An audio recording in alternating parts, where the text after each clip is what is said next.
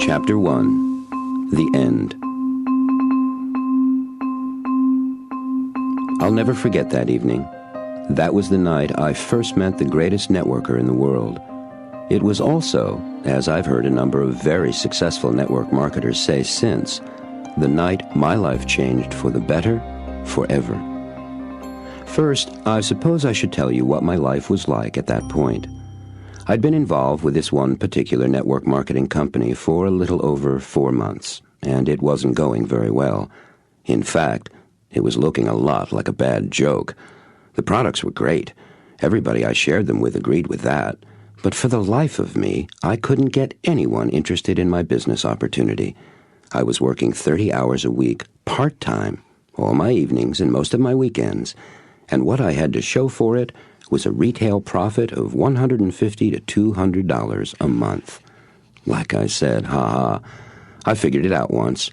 My home-based wave of the future business was earning me a handsome $1.56 an hour, gross. My kids were strangers. My wife was disenchanted and so distant she might as well have lived in Alaska. Clearly, this network marketing business was not for me, nor was I for it. I'd made up my mind. This was my last opportunity meeting. The hotel room was packed as usual. When I walked in, I noticed a particularly large swarm of people gathered around someone in the front of the room. I took aside a distributor I'd met before, pointed to the group, and asked, "Who's that over there, with all those people around him?" "Oh," she said, "that's the greatest networker in the world. Would you like to meet him?" "Sure," I said. She took me over. The man in the middle was strikingly handsome, well-groomed, looked to be in his early 40s, elegantly dressed, yet not at all showy. He was clearly successful, and he wore it well. His clothes were expensive, British suit with real buttonholes, great floral tie and a breast pocket scarf, quietly but noticeably picking up the burgundy reds of the tie. And yes, there was the gold Rolex oyster I expected, peeking out from beneath his cuff-linked shirt. I noticed that his shirt was monogrammed on the cuff, but the stitches of the initials were the exact same color thread as the shirt. Subtle, classy touch, I told myself. Just then there was a brief opening in the crowd around the man, and my friend pulled me into the inner circle. The greatest networker was listening intently to what a woman standing directly in front of me was saying, when his eye caught mine. He put a hand on the woman's shoulder and asked her to excuse him for just a moment. Then he looked me straight in the face, extended his hand, and said with a warmth that actually shocked me with its intensity, "Hello, it's really good to see you." He told me his name and asked me mine. Now, normally I'm able to say who I am with ease. Not this time. I stammered. Actually, I stuttered, something I hadn't done in 25 years. His grip on my hand became a bit firmer, and he asked, "How are you doing?" I said something conventional, I can't remember exactly what, something like, "Fine, thanks." And he replied, "Really? Is that true?"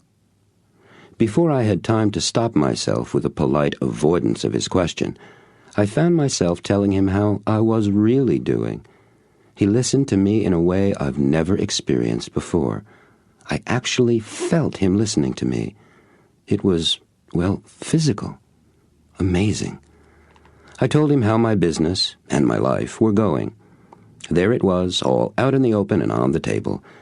And I told him this was my last opportunity meeting, that I wasn't cut out for network marketing. I think I told him it just isn't my thing. He smiled. I suddenly realized that throughout our brief conversation, he still had hold of my hand. He squeezed it again just then and asked, "Would you have some time after the meeting to spend with me?" Before I could get my defensive no, plus an excuse, out of my mouth, I heard myself say, "Gosh, that would be great." Gosh, I sounded like a teenager. He smiled again, thanked me, said he'd see me after the meeting, turned back to the woman with whom he'd been speaking, and walked and talked with her, taking a seat in the front section, close to the right of the stage. I sat in the far back of the room in what had become my seat. It was, I'd come to learn, a seat in my comfort zone. It was a place to hide, and I knew that. After the formal part of the meeting was over, and the groups of new distributors and their sponsors were leaving together, he came up to me where I was standing by the coat rack. He smiled at me with that same noticeable warmth as before, and I pointed to his smiling face and said, "You know, if I could find a way to package that smile of yours, I'd have the perfect product. I'd be rich in a couple of weeks." His laughter came so quickly and boomed so loudly all around the room, everybody who was left turned to look at us. I was very self-conscious. "That's great," he exclaimed. "Thanks. It is a good smile, isn't it? Well, I'll tell you, I built this smile myself, tooth by tooth. My smile wasn't always like this." "Yes," he continued, "I am proud of this smile." And he flashed the grin even bigger than before. "It feels wonderful, too."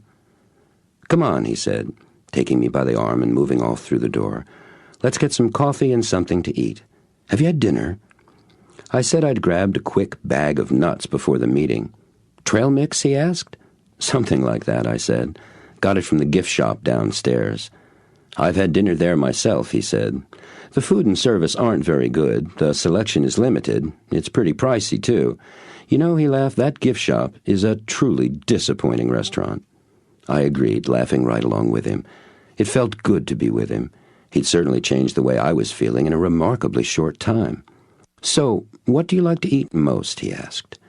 And before I could say something polite, and not the truth, he added, "It's a sincere question. What would you most like to eat right now?" I took a deep breath and said, "Italian." "Great," he said. "Me too. Can I take you to a place I just love? It's only 10 minutes away." "Your car or mine?" I asked. "Let's take mine," he said. "It's right out front." I don't know what I expected the greatest networker in the world to drive. Something exotic, certainly very expensive. So I was quite shocked when the doorman greeted us and walked us over to open the passenger side door of what I guessed to be a mid-70s Ford pickup truck, painted simply in gray primer, no less. I guess he saw the disappointment, or whatever the look was, on my face. He laughed and asked, "You look like you were expecting something else." Yes, I was. "What did you expect?"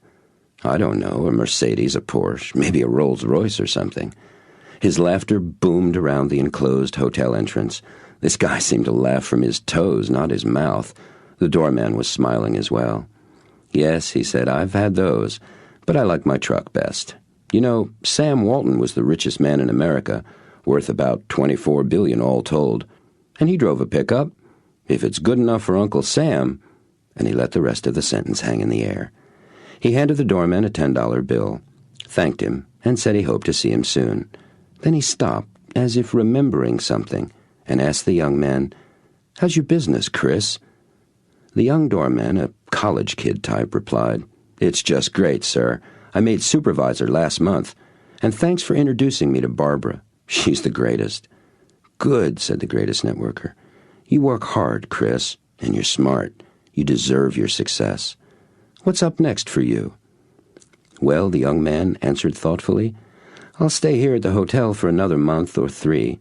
You were right about this place," the young man said, looking up at the hotel. "I've met some of my best people here.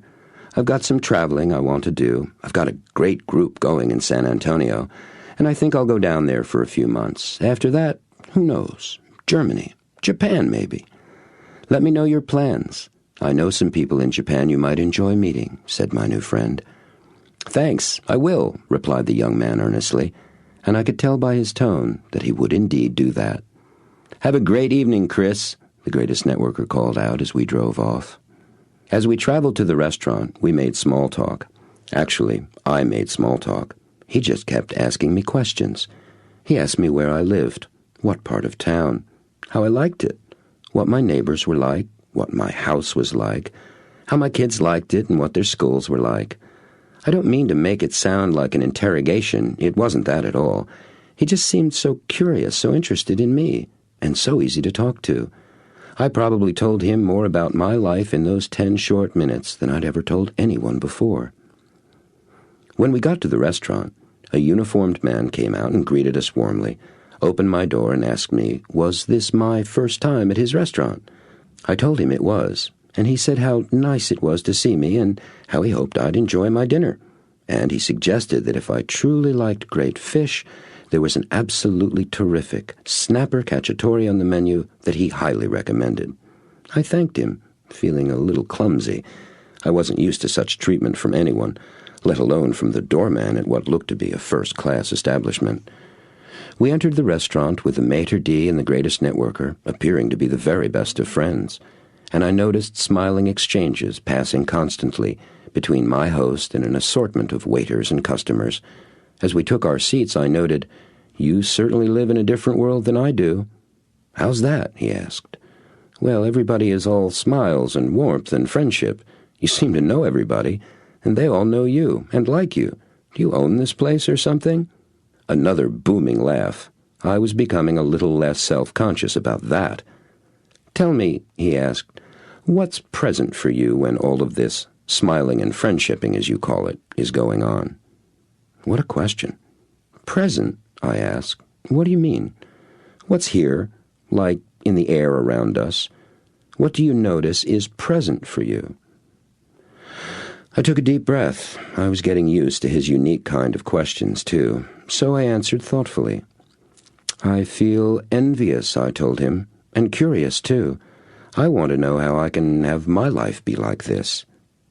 "Tell me," he asked, leaning closer and looking very directly, yet not at all threateningly, into my face, "what do you really want your life to be like?" And so began a 2-hour-plus dinner, the best I'd ever eaten and spoken. All he did was ask me questions, followed by, "Tell me more about that," or "Can you say more about that?" And all I did was to tell him things I hadn't ever shared with anyone, not even my wife. A number of times during our dinner conversation, he asked questions to make sure he understood what I was saying. But there was something odd about them to me, because he'd asked me if such and such were true, even though I'd never actually said that particular such and such. I know that's not very clear, is it? Let me give you an example. I was talking about a job I'd had early on with a computer company back in Cambridge, Massachusetts. Calling it a company was a bit of a stretch. It was really just a bunch of guys, hackers we were called, who were messing around in the early days of computers. It was an exciting time for me. The work was fun. The people were wild, very smart, and very stimulating. I had a good time back then. He asked me, "So, you're a pioneer?" See what I mean? "Pioneer?" I said back to him. "No, I'm no pioneer. I was just having fun. It was in the early days of computers, and we just played with stuff, that's all." Had anyone ever done that before? He asked me. I guess not, I thought, and told him so. And again he said, "So, you're a pioneer?" I must have looked at him strangely, for he leaned back on his chair and gave a medium version of his booming laugh. I was no longer embarrassed by these mini volcanoes of mirth, and the folks in the restaurant, which had thinned out considerably by now, seemed more comfortable with them, too. They just turned to him and smiled, and then went back to their conversations. "Ah, man," I stammered, "you sure have a way of disarming me. Well, I suppose I was a pioneer, in a way, back then." He looked surprised and asked, "Back then? Not now?" Was he unreasonable or what? "Okay," I said, and I let my irritation show a little. "I'm a pioneer. But I seem to have lost my covered wagon." And the moment I said it, I could literally feel what he was going to say next. Something about a vehicle. I was certain of it. But he didn't say a thing. Silence. I was very uncomfortable. At last he asked, "What were you thinking just now?" "When?" I asked him back, a little too quickly. Then I held up my hand and shook my head, saying, "No, wait, I know when. It's just, well, I don't know." "Look, where's all of this going?" I asked him. "I mean, you're asking me questions and saying things to me that nobody's ever said to me before. Things that stop me cold. I don't know what to say to you, or even what to think." He didn't say a word, just leaned forward, ever so slightly, and turned his head to the right and toward me just a bit, as if he wanted to make sure to catch every syllable I uttered. It was an intriguing expression, expectant, as if he were waiting to hear what I'd say next, and empathetic, as if he'd already completely accepted what I said, even though he didn't know what it was yet. It was comforting and disarming at the same time. I felt the air go out of me, and feelings well up inside me. Big feelings, important ones. And I felt suddenly very sad. "I just want to be a success," I told him, emotion troubling my words a little. "I'm so sick and tired of the sameness, of not having the money to do what I want, to give my wife and kids the things they deserve. Disney World," I said. "I want to take the kids to Disney World and the Grand Canyon. I want to be free. I want time, creativity, control. And yes, I do want to be a pioneer again. I love doing that." "But," he asked quietly. "But I don't know how," I answered, and I was certain I sounded close to crying. I've heard all that positive mental attitude stuff 100 times, 1,000 times. It doesn't work for me. Network marketing doesn't work for me, or I guess I don't work for it, something like that. I see other people doing it, lots of them, so I know it can be done. And I know they're not any smarter or better than me or work any harder.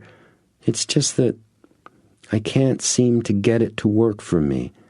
I try, I really do. I make the calls, run my names list. It just doesn't work. I looked over at him and asked, "What's wrong with me?" He let his head fall back and looked up at the ceiling.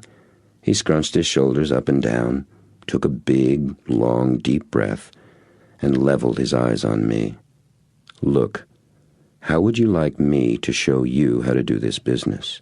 "Are you kidding?" I asked in a voice that had everybody in the restaurant turn and look over at us. "You bet," I exclaimed, holding my excitement down to the dullest possible roar. "Good," he said matter-of-factly. "We'll start tomorrow. Here's what I want you to do." He handed me a piece of paper on which he had written an address. He told me that was where he lived, and to come to his office the next afternoon after I got off work. It looked to be about 90 minutes out of town. So I said I could be there by 6:30, and he said that was perfect. He reached into his briefcase and took out a package, wrapped in a glossy forest green paper. From its size and shape, I guessed it was a book. "Here," he said, "this is your homework. I want you to read this before we meet tomorrow, okay?" "The whole thing?" I asked. "Yes," he said, pretending to be stern, but then he smiled and added, "Don't worry, it's a very quick read." He paid for dinner. I thanked him. He thanked everybody in the restaurant. He drove me back to the hotel where the meeting had been and where my car was parked. This time, I turned the tables on him and asked him all about where he lived, his house, his neighbors. After 4 or 5 of my questions, he turned to me and smiled. "Bright boy, you learn quickly," he said. That felt pretty good. He left me next to my car, said goodbye, and drove off in his truck. I watched him go. Watched him long after he'd gone from my sight. Then I unlocked my car, got in, turned the key, and sat there letting it warm up, staring blankly in front of me. The book, I thought, and hurriedly pulled it out from my jacket pocket. I tore off the slick paper wrapping and turned it right side up to read the title. Even in the dim light of the street lamp, the bold gold foil letters jumped off the deep green glossy cover. They said, "What you don't know, that you don't know." I opened the book with tremendous excitement, flipping quickly past the beginning pages. After 10 or 12 pages, I stopped cold. There was not a word in it. Every page in the book was totally blank.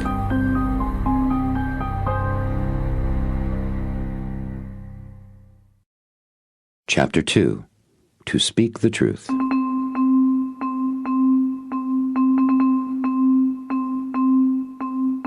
Time literally crawled by on its hands and knees that next day. Besides, it was Friday, and Fridays were like that anyway. At 3:30, I simply couldn't take it anymore and left the office. I pulled out the address he had given me in the restaurant, grabbed my map to be sure of my directions, and headed north out of town. I would be a full hour early, even if I did get lost. Heck with it, I thought. I'll read or listen to tapes.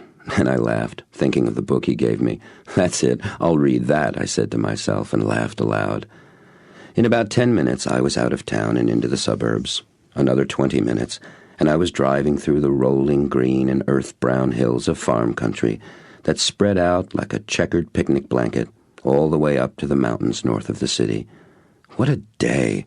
A Chamber of Commerce day, the kind they picture on postcards. A motorcycle day, I thought, bringing back memories. The sun was bright, the clouds were big and fluffy, and I made animals out of their shapes as I drove along. I started singing, then abruptly turned on the radio, and then noticed what I'd just done. How can I feel self-conscious while driving alone in my own car? I thought silently. What a funny man I am. I had a pretty good idea of what his house would look like from our conversation on the way back from the restaurant. He told me I'd see it up on the hill beyond the pond through the trees as soon as I turned onto Huckleberry Lane and saw the long, gray four-board wooden fence on my right. Sure enough, there was the fence. I pulled over off the road, stopped my car, and leaned forward over the steering wheel to get a good look at the house and the property. I don't know what architectural style it was, not Tudor, that's the one with all the crisscrossed wood, but it was some kind of English-looking. Big, but not overly imposing, although it certainly was, well, more than any house I'd ever visited before. It looked like something you'd see in a Jag or a Rolls-Royce ad in Architectural Digest. This was a card-carrying estate.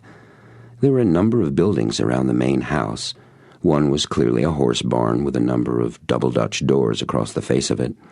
One looked like a small version of the big house, a guest house or carriage house or something. There were a couple of others as well. All the buildings were painted the same light gray as the fence, with the woodwork a darker charcoal gray, and all were covered with ivy. Everything was surrounded by trees, huge oaks and maples and pines. They were tall enough to have been there forever. Lots of shrubbery and flower gardens, too. It was simply magnificent. In fact, this was the kind of home I'd always dreamed of having. From the road, the grounds all looked quite manicured, although there were woods to my right, and they had a fair amount of underbrush mixed in amongst the trees. And horses. There were 8 of them, grazing in the fields between the house and the road, maybe more. Beautiful horses, thoroughbreds by the look of them, and 3 were grays. I love horses, especially dapple gray ones. It had been a dream of mine to have horses, too. I got out to take a closer look. As I got up to the paddock fence, I called out to the nearest of the horses. It lifted its head, saw me, and immediately started trotting in my direction. Just then, I noticed a horse and rider coming out of the near woods, cantering towards me. It was him. The gray mare I'd called to, and the greatest networker, reached me at the same time. "Well, you certainly got her attention. She doesn't come to just anybody. Rebecca's the only one she pays attention to," he said, swinging his leg over his mount's neck and sliding off the saddle in one easy, flowing movement. He'd done that before, I thought. "It's good to see you. You're an hour early," he noted, without looking at his watch. "How are you?" He walked over to me and extended his hand between the top rails of the fence. "I'm good," I replied, and a little nervous. He laughed, another one of those booming laughs of his, and said, "You do learn quickly. Thanks for being so honest. What are you nervous about?" "Well," I said as I pointed in a sweeping gesture that took in his property, "this isn't where I usually find myself on a Friday afternoon. This is a pretty awesome place you've got." "Yes, it is," he replied, joining me and looking appreciatively over the house, woods, and fields. "You know," I told him, "I have a dream of owning a place very much like this. Horses, house, trees, and fields." "Good," he said. "Would you like to buy it?" "What?" I exclaimed. "I'll sell it to you," he said, turning and looking me straight in the eyes in that provoking, gently confronting way of his. "I doubt it's within my budget at the moment," I said, sarcastically. "I don't remember saying how much I'd sell it for. Did I?" "No," I admitted, "you didn't. So how do you know whether or not it's within your budget?" he asked. "Okay," I sighed. "How much?" $2.6 million, he said flatly. "Do you want to buy it?" "Stop it," I insisted, becoming irritated and letting it show. "This is ridiculous. You know I don't have that kind of money." "I don't know that," he said, looking calmly at me. "And that's not what I asked. I asked if you wanted to buy it. Do you? Yes or no?" "This is pointless," I snapped. "I can't even conceive of that much money. How—" He held up his hand. I stopped talking. I could feel the color flushing my cheeks. My legs had even started shaking a little. It was like I was about to get into a fight or something. And I was afraid. "Yes or no?" he asked again. "Do you want to buy my house?" "No, don't be absurd," I said. "I am not being absurd," he said. "However, you are. One of the most absurd things a person can do is to not tell the truth." "What?" I stammered, amazed. "You are lying," he said sternly. His eyes looked both mischievous and dead serious at the same time. I was stunned. "Please," he prodded gently, "tell me if what I am about to say is true or not. You would love nothing more in this world than to buy my house. It would be a dream come true for you. I am not asking if you have the money. I am asking simply if you would like to buy my house. Yes or no?" "Well, if you put it that way, yes, I'd love to buy your house." He sighed, took a deep breath and smiled. "I do put it that way," he quoted back, me to myself. "Tell me, do you often have difficulty answering the questions people ask you?" "Well," I started, and then shook my head and fell silent. I looked up at him, trying to read something from his face, hoping to find the right answer there somewhere. "There is no right answer," he said, as if reading my mind. "There is only your answer, right now, to the question." We stood in silence for some time, he looking at me looking anywhere else but at him. When my eyes finally got up the courage to settle on his, he said, "Look, in our relationship together, I insist that you and I speak the truth. I think that will be difficult for you, because you don't listen, not yet. What you hear me saying is colored by what you say to yourself about what I am saying. Is that true?" "Yes, it is," I told him. He nodded and went on. "Did you read the book I gave you last night?" I didn't know what to say to him. How do you read a book without a word in it? "Yes or no?" he asked patiently. "Yes," I said. "Well, what do you think?" "I don't know." "Good," he exclaimed. "Come on up to the house and tell me all about it." I turned and numbly fumbled back to my car. I wasn't sure what to think. And so, for the moment, I tried to think nothing and just watch where I was going.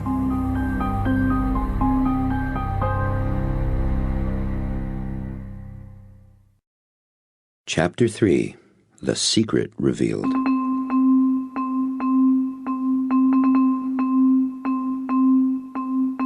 The house and its surroundings were even more impressive from a closer look. Everything was just magnificent. There was just the right amount of imperfection, whitewash, or rather gray wash, fading on the stones of the house, and a casual quality to the gardens that was all the more striking because of their lack of formality. The place wasn't stilted or uptight, as in some pictures I've seen of wealthy homes. People actually lived here. And as if to prove it, 3 bounding dogs happily greeted me as I got out of my car on the flagstone driveway. "Ah, you've been properly greeted, I see," the greatest networker said, as he came through a doorway in a high stone wall that ran alongside the main house.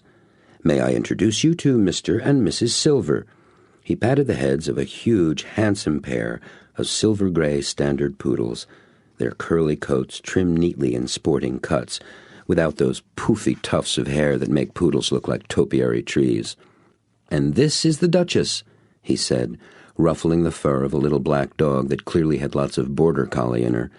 "Duchess has been with us only a couple of months," he told me, bending down to get an enthusiastic licking from a little mutt whose tail was clearly wagging the dog. "We think she'd been hit by a car," he said. "No one seems to know where she's from. She's adopted us for now. Come to my office." He stood up, and we walked over to the smaller house I'd seen from the road. "I've worked from my home for years, but I think this is the best arrangement of all," he told me as we entered the building. Having some physical separation between my home office and home, yet having them this close to each other, it's perfect. His office was comfortable and lived in, bright with sunlight, plants everywhere, casual, comfortable elegance. There were 2 parts to the first floor. Inside the entry was a living room with a small mahogany grand piano just in front of the windows. Adjacent to the fireplace were 2 plump couches, covered with what looked to be Native American blankets. These were facing each other across a coffee table with books neatly scattered on it, and a clear fishbowl-like glass vase off to one side, out of which flowed a fountain of wildflowers, mostly daisies. There were oriental carpets of varying sizes and colors on the wide plank wooden floor, and a wide sliding double doorway, the kind where the doors disappear into the walls, that opened into a slightly smaller room off the right, with a huge, expansive desk thrust up like an island in the center of the room. Both rooms were lined with paintings and overfilled bookshelves. I'd never seen so many books before. "You've got quite a library," I observed, and it was an understatement in the extreme. "Yes," he said, surveying what must have numbered well over 1,000 volumes, perhaps more. "I love books. I love information of all kinds. Do you?" "Information?" That was a curious way to put it. "Sure," I said. "So tell me," he asked, "what did you think about the book I gave you to read last night?" "What you don't know that you don't know," I asked. "That's the one," he said, sitting down deep into one of the couches. "Of all the books I have ever read, that is the most important book of all." I searched his face to make out his expression. I wondered if he was kidding, if he might be playing with me. He was looking straight at me, wide open, expressionless. I sat down too. "Well, I don't know," I said. "Good," he replied. "Perfect." I wanted badly to have something profound to say, something that would show him what? That would let him know But the truth was, I had nothing to tell him. I didn't know what to say. "There's a story I want to tell you," he said, plainly coming to rescue me from my awkward silence. "Would you like to hear it?" "Sure." In Japan, many years ago, it was the tradition among Buddhist monks to travel from monastery to monastery, seeking the teaching of the masters. As was the custom, the master would serve his guests tea and they would talk.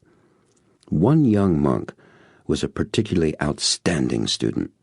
In fact, he was so exceptional, he had made a bit of a career out of showing up lesser masters with his skill and tremendous intelligence.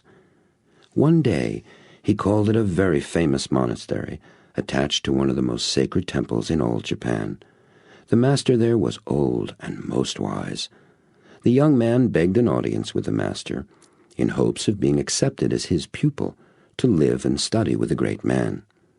The young man, whose reputation had preceded him, was ushered into the master's chambers immediately. This was most unusual, and the young monk was greatly flattered. The master entered, and they bowed to each other. They sat across a low table on the tatami mat floor and began to talk. The young man told the master of his journeys, of the teachings he had heard, of the monks he had bested in his search for the truth. It was a most impressive tale. The master listened intently and acknowledged the young monk many times for his wit and intelligence. A teapot and cups were brought in, and the master began pouring tea for them both. The young man addressed the master. "I wish to remain here and study with you, for I sense that here, unlike with the others, there is much you have to offer me." And all of a sudden, the young monk cried out in pain and alarm, jumping up from his place on the floor, shaking his robes and dancing about. The scalding hot tea had spilled all over his lap. The master sat calmly and continued pouring tea, which was overflowing the student's small cup and spilling out over the table onto the straw-matted floor where the young man had been sitting. "What are you doing?" the young monk demanded. "I've been burned. Stop pouring. The cup is overflowing." "Go away from me, young man," the master said. "I have nothing to teach you. Your cup is too full, overflowing with all that you know and all you think you don't know. Come back to me when your cup is empty and you are ready to receive what I have to give." We sat in silence for a long time. As I recall, it was the first time in a very long time that there were no thoughts at all rattling around in my head. I had stopped talking to myself. Finally he spoke up. "You want very much to be a success in network marketing, don't you?" "Yes," I answered. "You know some things about how to do this business. True?" "Yes. And you know, too, that there are many things that you do not know about how to do this business. True?" "Yes," I replied. He sat up a bit, away from the back of the couch, and faced me directly as he spoke this next thought, carefully measuring out his words. "There is nothing which you now know, and nothing about what you think you don't know, that will help you create the success you desire." He paused for a moment and continued, "The key to your success lies only in what you don't know that you don't know. Do you understand?" "No," I told him truthfully. "I have no idea what you're saying. How can I know what I don't even know that I don't know?" "You can't," he said. "That's the secret."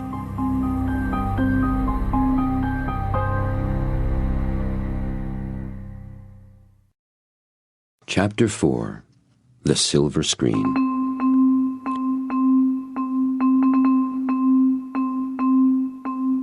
When I looked at my watch, it was a little past 1 a.m. We had been talking for almost 6.5 hours. That is, I had been talking. As with our first meeting, he asked me question after question after question. We spoke little or not at all about network marketing. The entire conversation had been about me, my past, present, and future.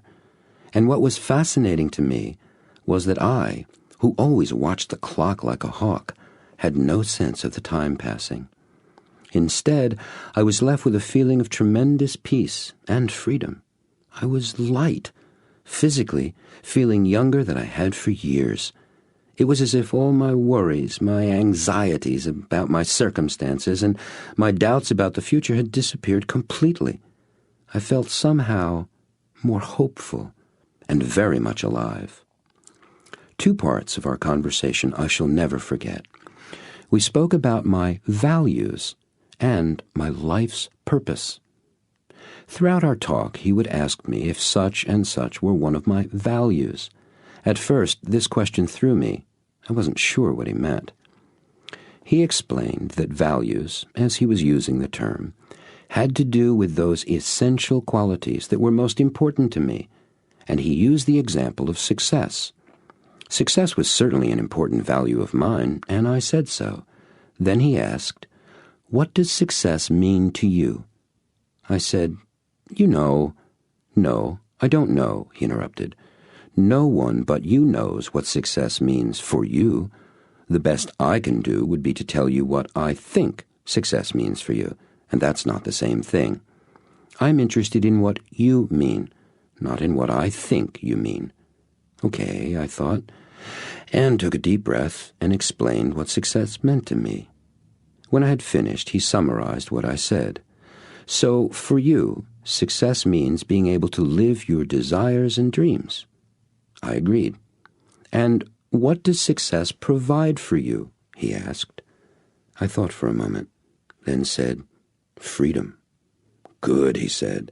"Values come in pairs, one providing for the manifestation of the other. Just one by itself is incomplete." "Wait," I interrupted. "You mean always? Why in pairs?" I suddenly felt a little self-conscious, as if I'd jumped in too impatiently. I think I actually blushed slightly. "Or were you about to explain that?" I apologized. He seemed to enjoy the interruption immensely. "Great question," he beamed. "Let me answer it with another.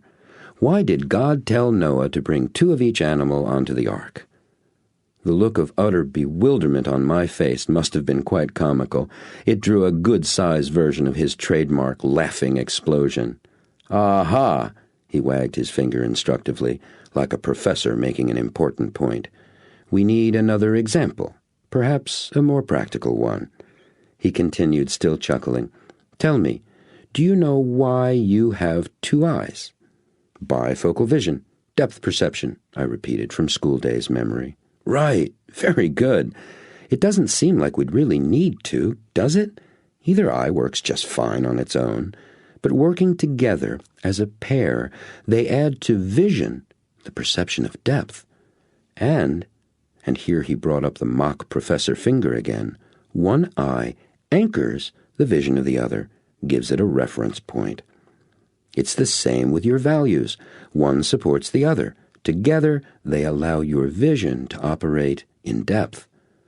I could grasp the poetry of this, but knew I didn't really understand what he was saying, and said so with my face.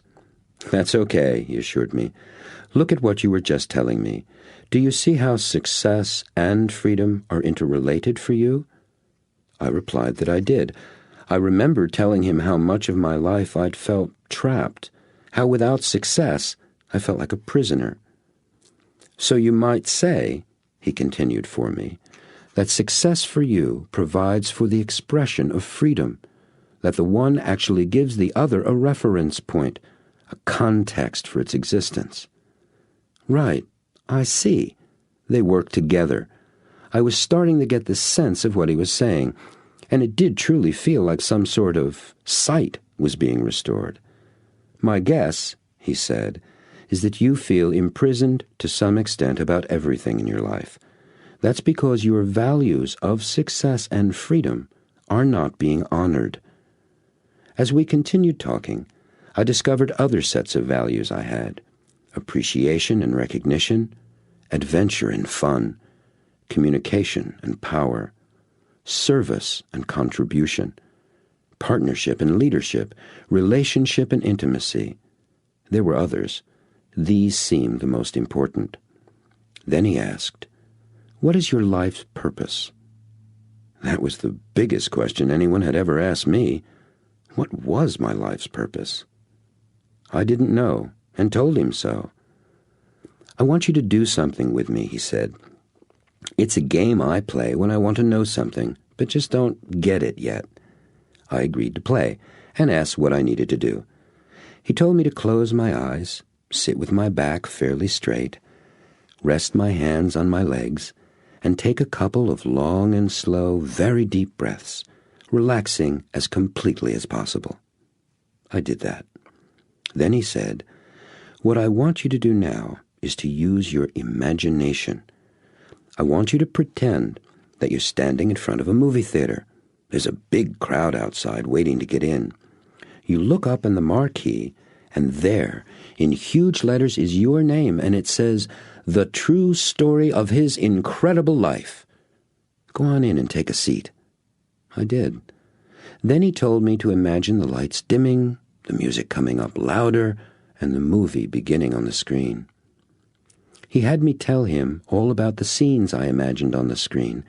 He kept asking questions about what was happening in the movie, pressing me for details of the events and people I was seeing.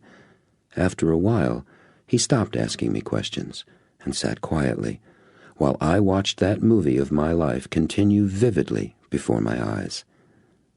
I have no idea how long it was before I opened my eyes. When I did, he was sitting there smiling at me. He asked, "Well, what was that like?" "That was wild," I replied. "I've never done anything like that in my life." "Great," he said. "What happened?" I described a number of scenes, some funny ones, a few sad ones, from when I was growing up, and a whole bunch of things I'd never done before, but that were in my movie anyway. I was receiving an award in front of a hall full of people giving me a standing ovation. I was teaching or presenting to another group of people who were all tremendously moved by what I was saying. I'd written a book. There were many scenes of me traveling in far-off lands like Japan and China and Russia. It was astonishing how many different and wonderful things were there. "How did it end?" he asked. "It was funny," I told him. "It ended right here, right in this very room. But instead of you sitting there where you are now, I was sitting there, and there was a young woman sitting here where I am now, and I was asking her about her life's purpose." He closed his eyes, and we sat in silence for some time. Then he looked at me and nodded his head up and down. "So, what's your life purpose?" he asked again. "Teaching," I said. "I'm a teacher and a writer, and what I teach people is how to be successful and free. I show them how to achieve their life purpose. And," I added, "I make a profound difference in thousands, even millions of people's lives." I cannot tell you what an extraordinary sensation I experienced as I said those words.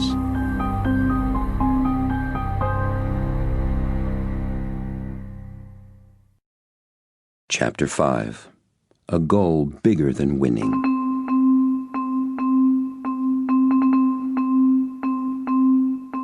I spent that night in a guest room on the second floor, above the greatest networker's office study. It was quite late when we'd finished talking, and since he'd asked me to attend a training he was giving early the next morning, he invited me to stay the night. I hadn't brought a change of clothes, a razor, or anything, and was feeling a little awkward about that, and told him so. He told me not to be concerned. He'd take care of it. "Set your alarm so we can have breakfast together at 7. Be comfortable. Good night," he said, and he left. As I was about to get myself ready for bed, I realized with a start that I hadn't called my wife. By now it was well after 1. She would be asleep. I felt a twinge of guilt at waking her up, but I knew it was better to wake her than to have her worry. I found a phone and called Kathy to let her know I wouldn't be home until the next day, that I was going to be an overnight guest of the greatest networker in the world. I got her sleepy voice on the phone and started to apologize right away. She stopped me. She hadn't worried, she said. She knew I was all right.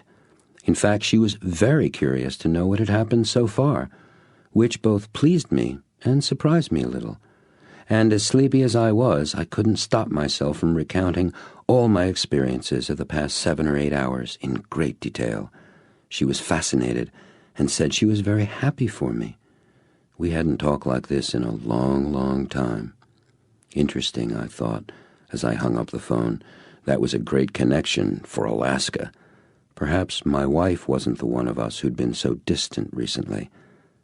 Now, thinking back over our call and all the things I'd said to her, I lay awake in my bed, reliving the day's events one more time.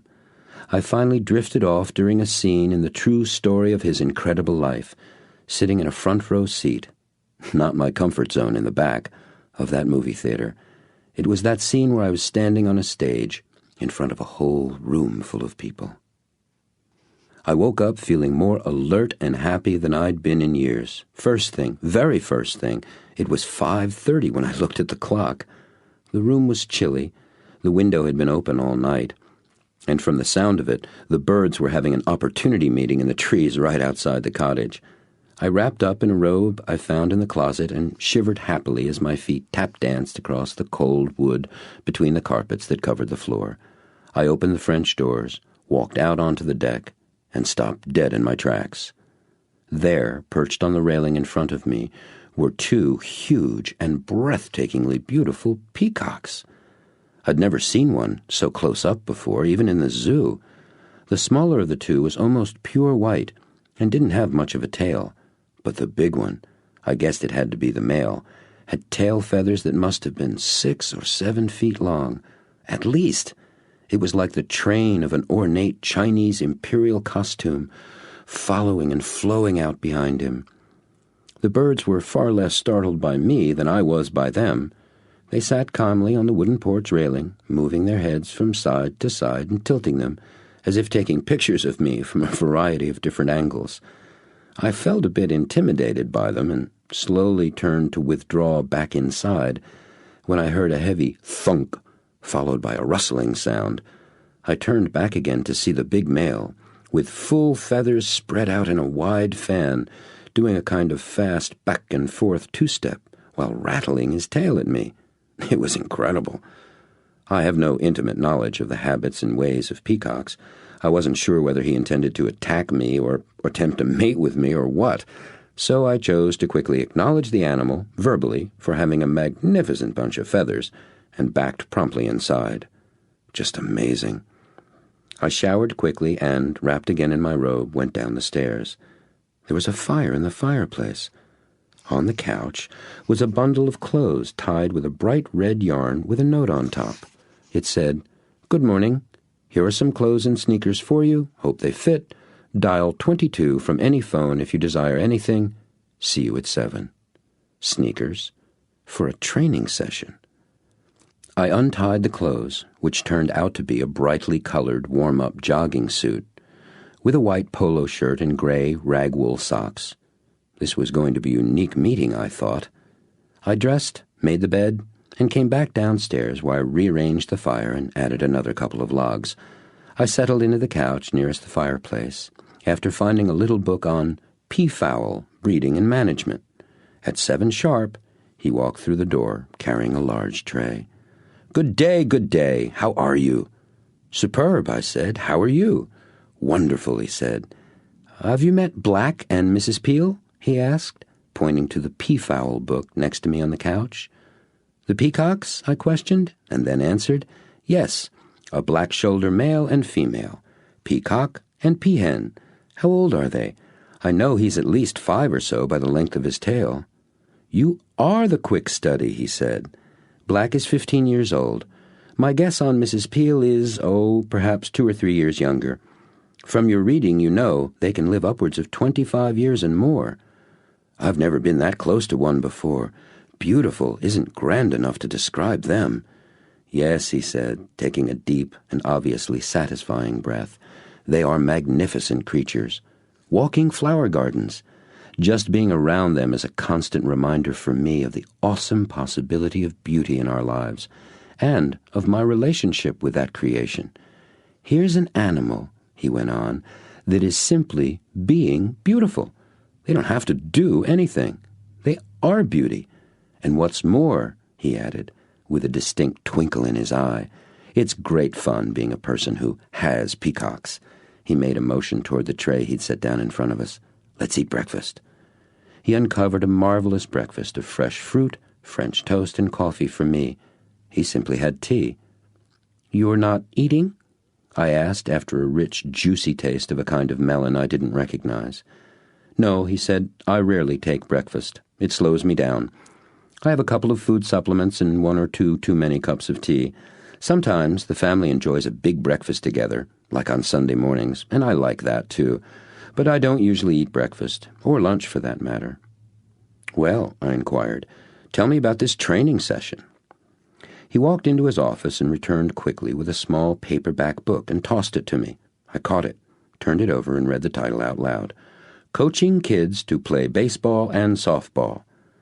"There are a number of fine books on how to do network marketing and training," he told me. "This is one of the best." "Coaching kids?" I asked, and I guess I clearly conveyed my disbelief. "Yes," he replied, "coaching kids." When I was first learning how to do this business, he told me, there weren't all the books and tapes we have today explaining how to do network marketing successfully. The only thing I knew was where not to look. "What do you mean?" I asked. "Network marketing is a whole different paradigm of—" "Do you know what a paradigm is?" 20 cents, I quipped, and he paused, stared blankly at me for the briefest moment, and then exploded with deep-down booming laughter. "Great! That's great!" he exclaimed after he regained his breath. "Pair o' dimes, 20 cents. Exactly. You know how we say, 'Here's my 2 cents,' when we're giving someone our opinion or point of view? A paradigm is just that, a point of view, a way we see things.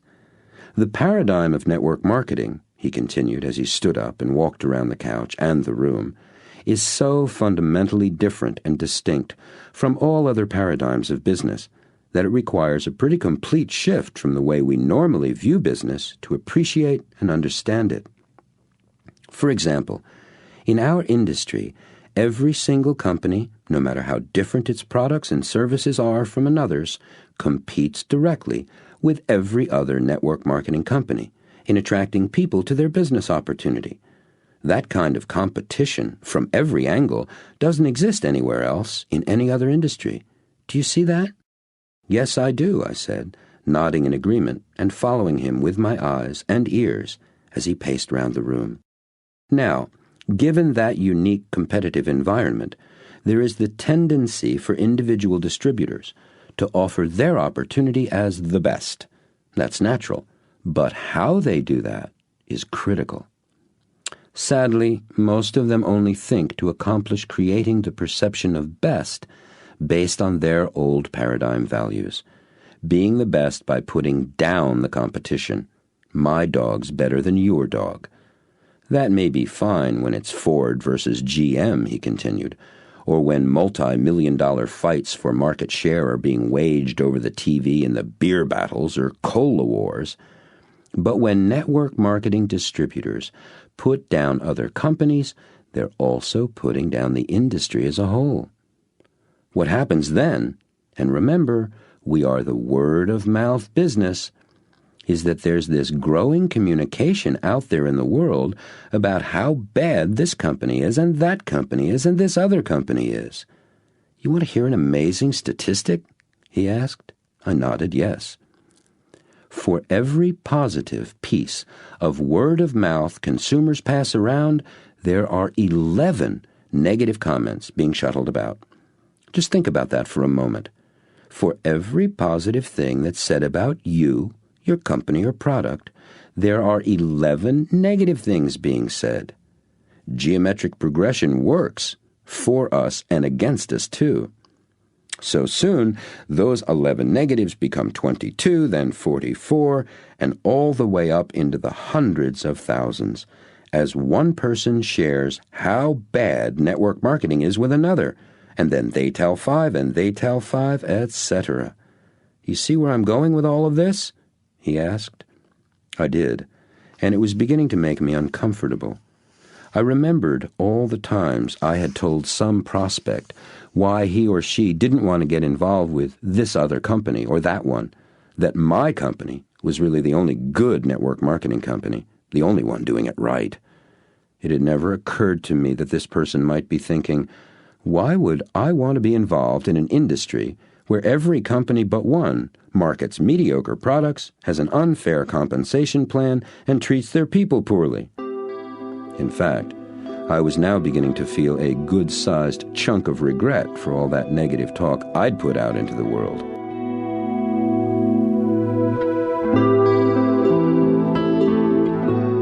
I see you know what I'm talking about, he said, obviously noticing my somber expression.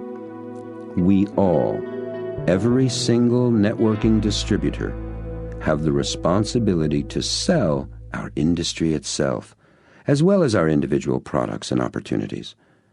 Do you think it's the media who's responsible for the bad press about network marketing? He asked. I did until this morning. Now I think we are, all of us. I am, I answered ruefully. Yep, he said, we are, each one of us. Network marketing is the ultimate in freedom, he continued, the freest of all free enterprise. That's the front side. The back, the other side of the coin, is responsibility. Network marketing is truly the responsibility business. We get paid for taking responsibility. The more of it we take on, the more we get paid. That's what the word sponsor means, being responsible for the people you bring into the business. When you are responsible for an organization of thousands of people, you earn a lot of money, which is great. That's as it should be. Now here's something interesting. He stopped pacing and sat back down directly across from me and leaned forward.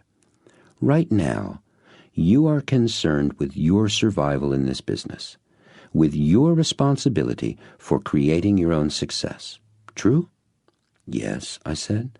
Okay, now, what would be different if you were concerned about the success of the entire industry, if that were your responsibility?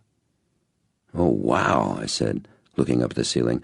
I brought my eyes back down and said, well, I probably wouldn't spend as much time focused on myself, that's for sure. What would you spend your time focused on? He asked. Making sure people knew the good news about network marketing and thought really well of us, getting the word out, helping people understand how great this is, getting rid of abuses in the industry, front-loading, crazy earnings claims, things like that, I said. Would you be at all concerned about whether somebody said yes or no to trying your products or joining your opportunity? No, I wouldn't. And would that allow you to approach building your business differently than the way you have been doing it? Yeah, it really would, I said. Boy, this was interesting. I actually experienced what people mean when they talk about seeing the light. I'd just seen it. I got it, I exclaimed.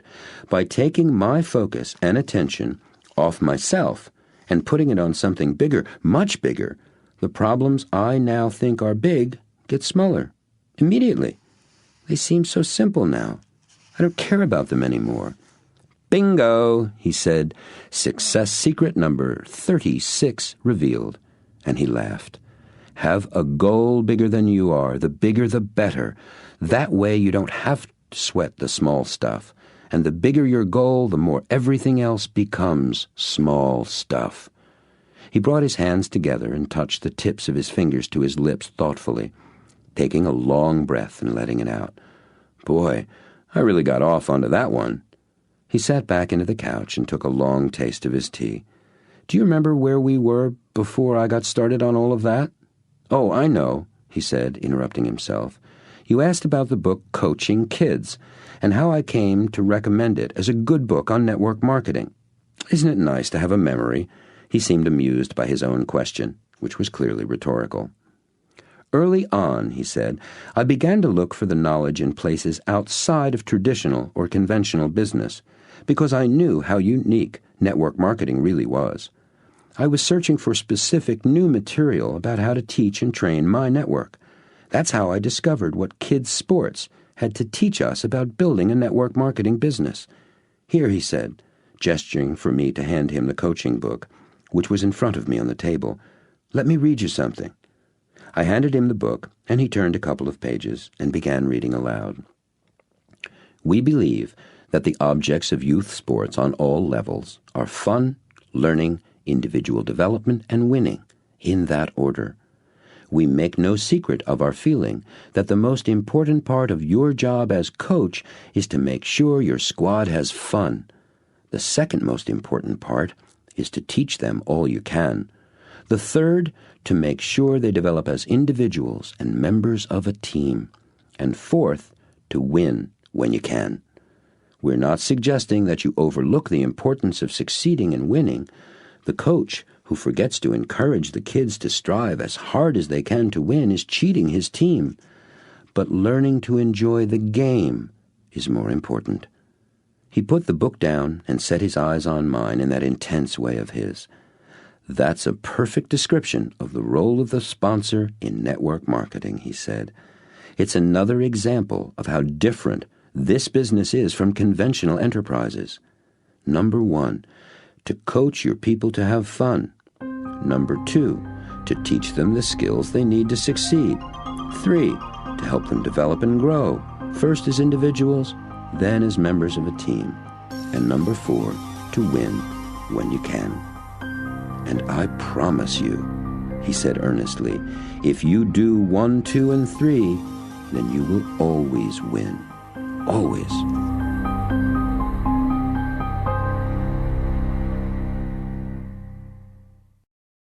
Chapter 6. Teaching Kids Teaching.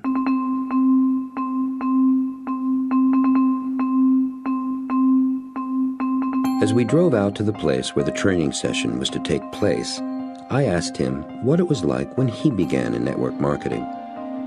The first couple of years I was in the business, he told me, I experienced only a little success, at best. I started off like gangbusters.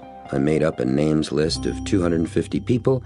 I sent them all a terrific 4-page letter I'd written, included some background articles on the products and their ingredients, along with some reprints I'd come across on health and nutrition, and included a sample of the products for them to try. What a great letter. 209 of them said yes and ordered the products, and I signed up 50 of them as distributors. Not bad, huh? He said, turning quickly to look at me with a broad smile. Not bad at all, I said. Trouble was, he continued, after 4 or 5 months, not one of them, not one, was doing the business. Really? I questioned. What happened? What happened, he told me, was that what I was doing was working beautifully for me and not for them. I thought I was really good, he continued. But in this business, good doesn't count. What counts is being duplicatable, which is precisely what I was not. I had a background in advertising and marketing, so getting people to see value in my products and having them want to try them was easy for me. I'd been doing that for years. Plus, I had a reputation for appreciating quality and having integrity, so my friends and associates trusted me. They assumed that if I thought the products were worthwhile, they were. So they'd try them too, and our products were good, very good. In fact, he was really warming to his subject and seemed to be relishing the memory of his early success. I could persuade just about anyone to try the products, and I could excite many of them to come into the business too. The one thing that was missing, he said, was doing the business in a way that others could easily do too. The only way I knew how to do the business was my way, and hardly anyone else could do that. I was a marketing expert. They weren't. And for 20 years, I'd been involved in natural health and nutrition. Most of them hadn't. So although I was successful individually, I wasn't able to give my people a simple, easy way to duplicate my success. The only way they could have done that was to be just like me. So what did you do? I asked. So what did I do? He parodied good-naturedly. So I failed. He punctuated the punchline with another one of his huge laughs and slapped his knee. It was clear that he told this story more than once, and that for him it got better every time.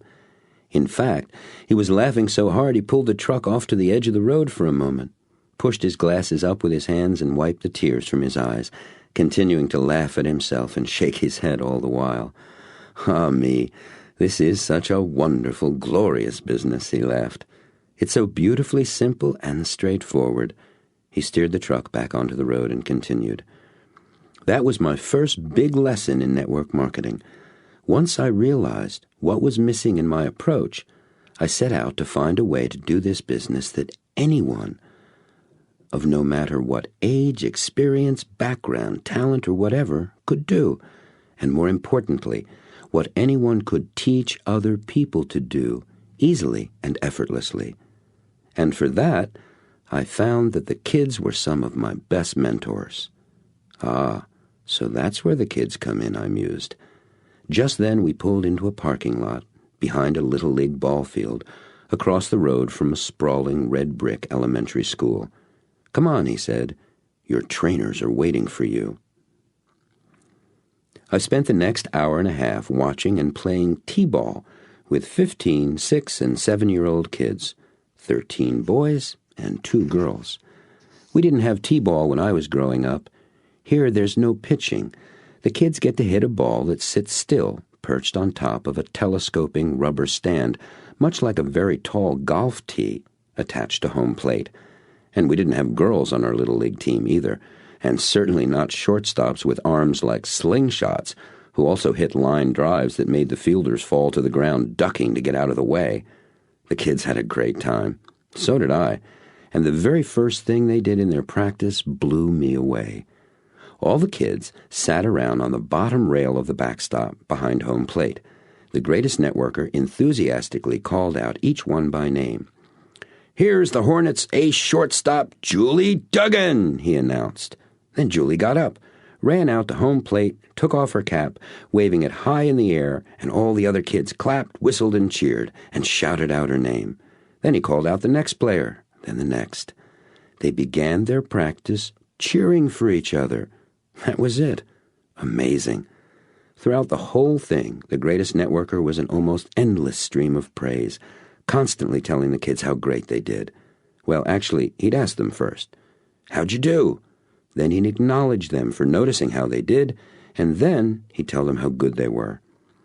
I also noticed that all his praise was focused on how much they were improving over the week before, or even the year before. When they messed up, which they did a lot, he'd stop what was going on and ask them, "What happened?" Most of the time, the kid who goofed would say, "I did this or did that." And the greatest networker coach would ask, "What could you do differently next time?" Sometimes the kids didn't know what they'd done.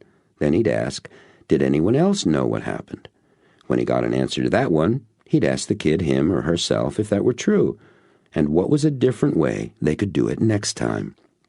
At first, this whole process seemed a little strange to me, asking the kids everything. It actually struck me as kind of phony. Why not just tell them? It would sure save time. Besides, I thought, he already knew why, so why ask them? So I pulled him aside and asked him about that. "What do you learn when you ask me a question and I tell you the answer?" he asked me. I thought about that, then replied, "I learn the answer." "Exactly," he said. "And of what use is that?" "Well, then I know what to do," I said. "And of what use is that?" he asked. "Once I know what to do, I can do it," I replied. "Yes," he said, "you can do it. But do you?" "No, not always." Actually, not often, I had to admit. Knowing the answer and doing something about it seemed very different. "Two things are important here," he told me. First, when you arrive at the answer yourself, it's very different than when someone else tells it to you. Its meaning is deeper, and there isn't any question about whether or not the other person is correct. It's your answer, you own it, and you're much more likely to remember it when you find yourself in a similar situation again. "What's more," he continued, "when you discover the answer for yourself, you not only get the answer you were seeking, but you get trained in finding answers, so there's twice the benefit. Knowing the answer, having the answer, is a far cry from doing the answer. Would you agree?" "Yes, I see," I said. "But the real secret is being the answer. Do you know what I mean by that?" "No," I said, "not really." "Okay," he said. "Let's say I've got a little guy here who's learning how to hit a ball for the first time. So I tell him how to hold the bat, where to place his hands, how to stand, and I tell him the way to swing properly. I give him all the information there is to know about hitting a baseball. Now, does he know how to do it?" "Yes," I said, "but I can see that knowing all that doesn't mean he can do it, and it certainly isn't doing it." "Good," he said. "Yes, he knows how. He's got the information about it, and information is really great to have, but he isn't doing it yet. And here's the other step. He may do it once or twice, but he isn't necessarily a hitter yet. Being a hitter is just that, being a hitter." He must have sensed my struggle with his terminology. It sounded a bit like his verbs were getting twisted around each other. I felt my mind quipping a quick satire of my puzzled thoughts. How do you do a being of having what you know? And remembered that gloriously circular book title, What You Don't Know That You Don't Know. He interrupted my thoughts to explain. "Have you ever heard anyone talk about goal setting with the terms have, do, be? Have the things you want to have, do the things you want to do, be the kind of person you want to be?" I nodded that I had. "The way I've found that works best is to focus on being first. Once you achieve that, doing and having come naturally. If you approach it the other way around, you can spend a lifetime not accomplishing your goals. Being first is actually easier, because being begins in your mind. Anybody can be anything, anytime he or she wants." I confess that didn't completely clear it up for me, and I knew that he knew that. "Well, I know one thing," I ventured. "We're doing talk about this, but I'm also keeping you from being a Little League coach." "Right you are." He seemed amused and delighted that I'd taken a stab at knowing what I was talking about. "I'd like to talk some more with you about being and accomplishing, but let's have a conversation about that after practice, okay?" And back we went to join our trainers.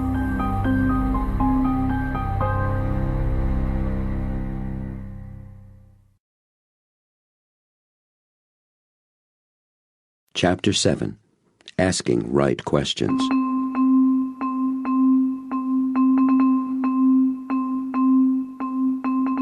After we said goodbye to the kids, almost all of whom thanked me for coming, and asked if I'd be back next week to help out, which I must say made me feel really terrific, and climbed back into his truck, I asked anxiously about being and accomplishing. He held up his hand and interrupted me. "Not so fast, we'll do that. But first, tell me, did you have fun?" "I sure did," I exclaimed. "That's great," he said. "Did you learn anything new?" "Did that too," I said. "What?" he asked. "That thing you did in the beginning, when you had them all come up to the plate, as you called out their names like a ballpark announcer and everybody cheered and applauded. That was amazing. I loved it. What a great way to start." "We did that at our very first practice of the season," he told me. "It gets the kids off to a great beginning. They're a success right off the bat, and it makes them all feel special. They're all stars immediately." He went on, "And did you notice how the parents stick around for that?" I hadn't till he mentioned it, but it was true. All the mothers and fathers had stood there behind the backstop, and they'd cheered and clapped too. "Anything else?" he asked me. "A bunch," I said. "The whole business of asking the kids what they did rather than telling them. I got a lot from that. I remember my favorite teachers in school. They were the ones who let me discover things on my own, just like you were doing." "And the others?" he inquired. "The others? Oh, you mean my other teachers? The ones who told me, do this or do that, or just had us repeat and remember? I was bored to death in their classes." "Which kind first taught you about higher math and computers?" he wondered aloud. He must have been remembering what I'd told him about my pioneering passion for hacking in those early computer days. I knew he already knew the answer. "The first kind. Mr. Doherty, my 11th grade math teacher. I remember his face and his voice as clear as yesterday." "Right," was his only comment, followed by, "Go on." "Let's see. The way you praised the kids, the way you had them acknowledge themselves first. It seems to me that gives the kids responsibility for themselves, for relying on their own ideas first. That was just great." I thought back to find a good example. Truth was, there were lots to pick from. "Who was the little boy on second base, the one who cried when he got confused about whether to call time or throw the ball to first?" "Johnny." "Yeah, Johnny. The way you talked to him was terrific." "Thanks," he said, pleased at the acknowledgement. "What did you get from that?" "Well, I noticed how you brought his attention off how he was feeling, without even dealing with it directly. First thing you did was kneel down, so you're on his level. Then you just asked him, what happened? He told you that some kids were yelling, 'Throw to first,' while others were shouting, 'Call time!' And he didn't know what to do. You asked, 'What do you think would have been best?' And he said, 'Call time.' And you said, 'Okay, let's do the play over and see if that works.' Then you did, and he called time, and it worked great. That was incredible. So what did you get from that?" "I just told you," I said. "No," he corrected gently. "You just gave me a description of what I did. I asked, what did you get from that? In what way did that contribute something to you?" "Oh," I said, "well, I saw how I don't have to be controlled by my feelings about something, that it works better to focus on what happened and do something about that." I looked over at him to see his response. He just looked at the road and said, "Good." Then he asked, "And tell me, what results did you get?" "Results? How do you mean?" "Results," he repeated. "What results did you achieve out there today?" "Well," I thought for a moment. "I showed Justin, was that his name?" He nodded. "I showed Justin how to hold his hand so that he could catch the ball without it scooting out of his glove. Fingers up when the ball came at him above his waist, and fingers down when the ball came to him below his waist. That way, he wouldn't miss the play or get hit in the face with the ball." "That's great," he laughed.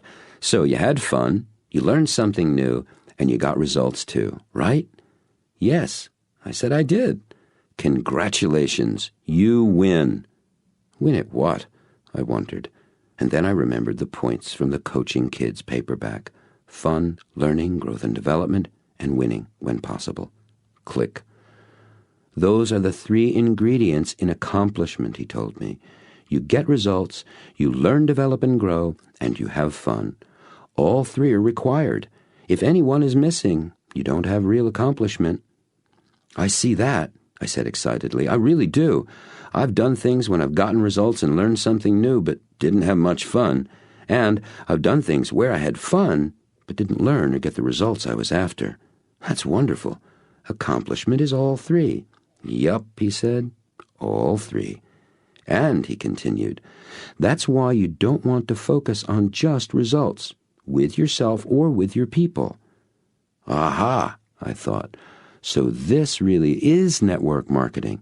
And I flashed on the scene in the movie Karate Kid, where the master teaches his student karate by having him wax a car all day long. Wax on, wax off, wax on, wax off. If you do, the networker coach was saying, you might get the results, but not really accomplish anything. This is vital in building a network marketing business. No results, no check, no learning, you get left behind. No fun, you quit, or burn out and quit. I see that, I said, shaking my head. It all seems so simple and so easy as he explained it, and I told him so. That's because it's just information, he confided. Once you start being that way, once you begin to be accomplishing, then you'll do those things accomplishing people do, and you'll have those things accomplishing people have. So how do I accomplish that? I asked. That, he exclaimed with emphasis, is the $64,000 a month question. Do you know the answer? I asked, very tentatively. Yes, he replied. Will you tell me? I begged. Yes, he said. Silence. For too long. When? I pleaded. He slowed the truck down, turned to me, and made an exaggerated face with his eyebrows arched way up and his eyes as wide as could be. And then he said in an itsy-bitsy cartoon voice, Can I tell you now, mister, huh? Can I, please? I think we both laughed for 2 minutes solid. What an amazing man he was.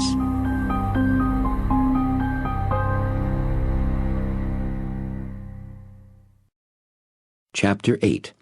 The Habit of Being You.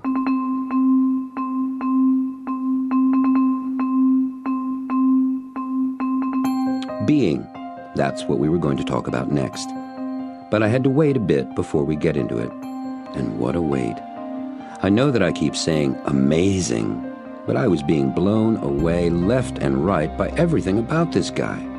I was seeing things and doing things, saying and listening to things I'd never experienced before in my life. Heck, I'd never dreamed about most of this. Yet, here it was. Here I was. It was really all pretty amazing. As we climbed out of the truck at his house, he turned to me and asked, Want to freshen up? I said, Sure. And he asked, Have you ever had a Japanese bath? No, I told him truthfully. At least, I don't think I have. Oh, you'd remember, he assured me. Come on, you're in for a treat.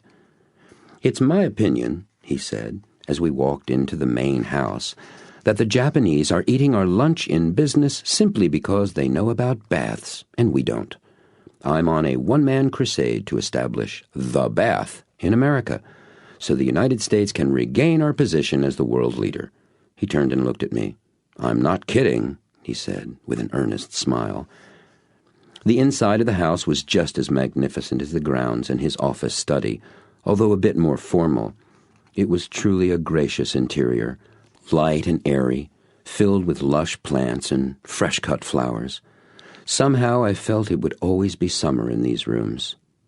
Some of the pieces of furniture were really extraordinary, antiques big time.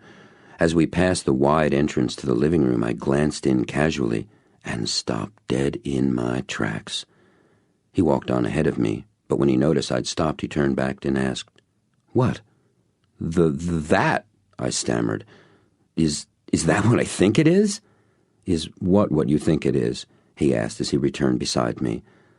There, above the mantel, in this man's private home, in a magnificent, gilded, splendidly ornate period frame, about 6 feet wide and more than 4 feet tall, was a Monet. Obviously not a copy, an original. My mind literally reeled. In fact, I think my legs did too. That's a Monet, I exclaimed. Water lilies, it's from the water... Oh, what were they called? Nymphes, he replied. And then he let loose with one of those booming laughs of his, the biggest one I'd heard yet. He threw his arm around my shoulder and gave me a very strong hug, laughing all the while. I do like you, he said, trying to catch his breath and recover from his all-consuming laughter. It took a good half-minute. Ah, he gasped, bringing himself together. No, it's not a Monet. It's a me. I painted it. But thank you so much. That was wonderful. I shook my head, again in disbelief, and again amazed. As we continued walking through the house, it was a big house. He told me that he'd gone to art school, even had a Bachelor of Fine Arts degree, and although he'd never painted anything of real consequence before, it was something he'd always dreamed of doing. That painting had been one of his goals for a long, long time. 20 years, he told me. Monet was the artist he loved most. After he became successful in network marketing, successful enough, he said, so that he had the time to do the things he'd always wanted to do but hadn't yet done. He'd purchased a whole bunch of books and prints of Monet's paintings. He studied them and then set out to paint his own work in a style close to Monet's. He'd succeeded more than admirably. His painting looked like a museum piece, and I told him so. Thanks, he said appreciatively. I think when I die, I'll look back on my kids and that painting as my greatest contributions. And then he added, like Teddy Roosevelt charging San Juan Hill, to the bath!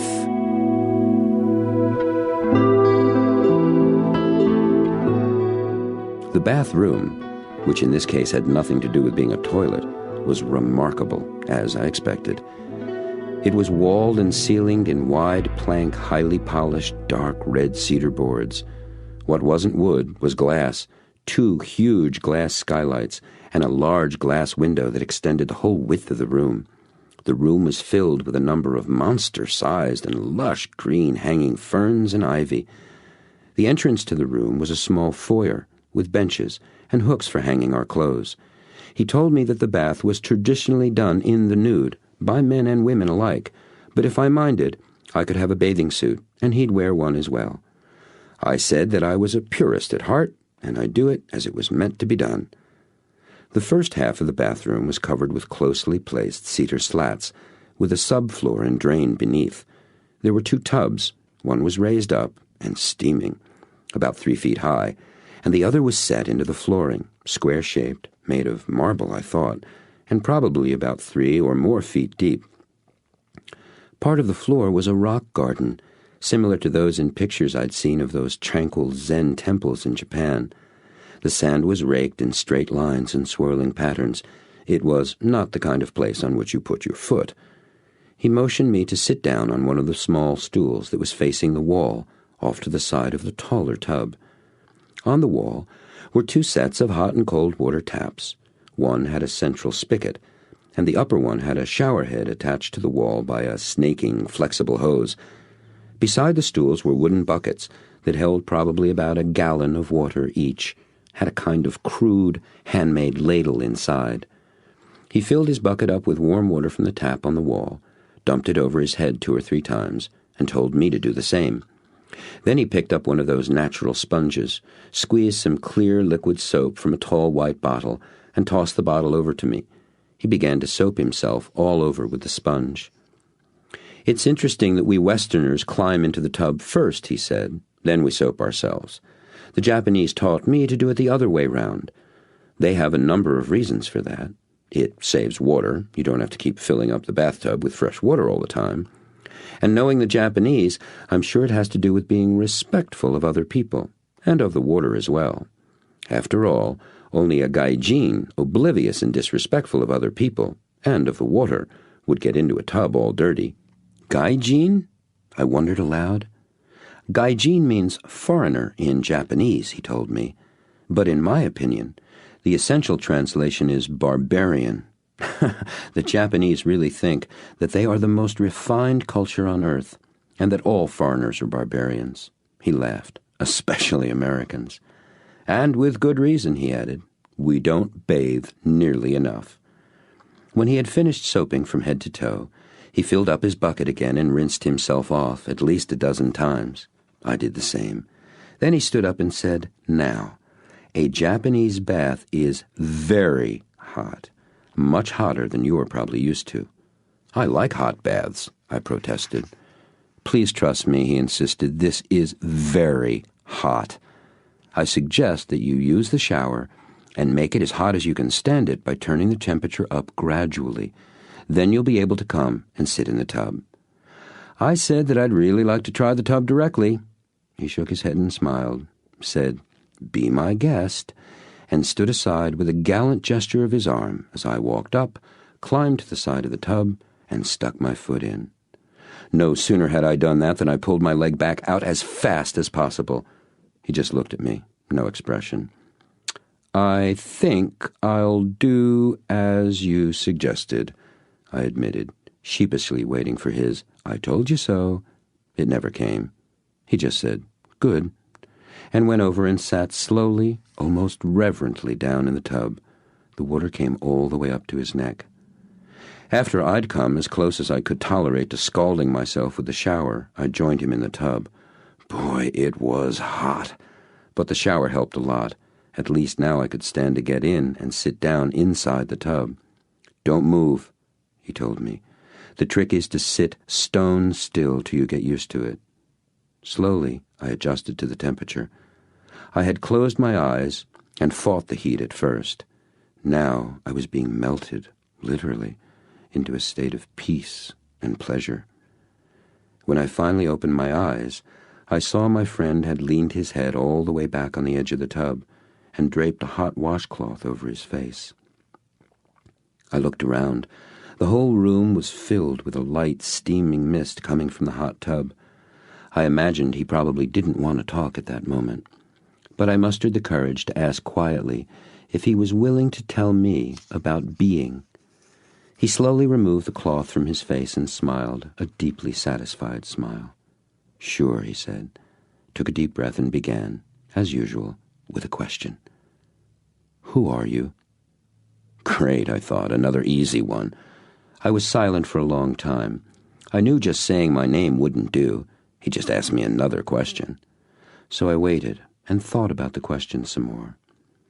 After a small-scale eternity, I said, I am the sum total of all the experiences I've ever had, all I've thought about those experiences, and all anybody's ever told me about me and them.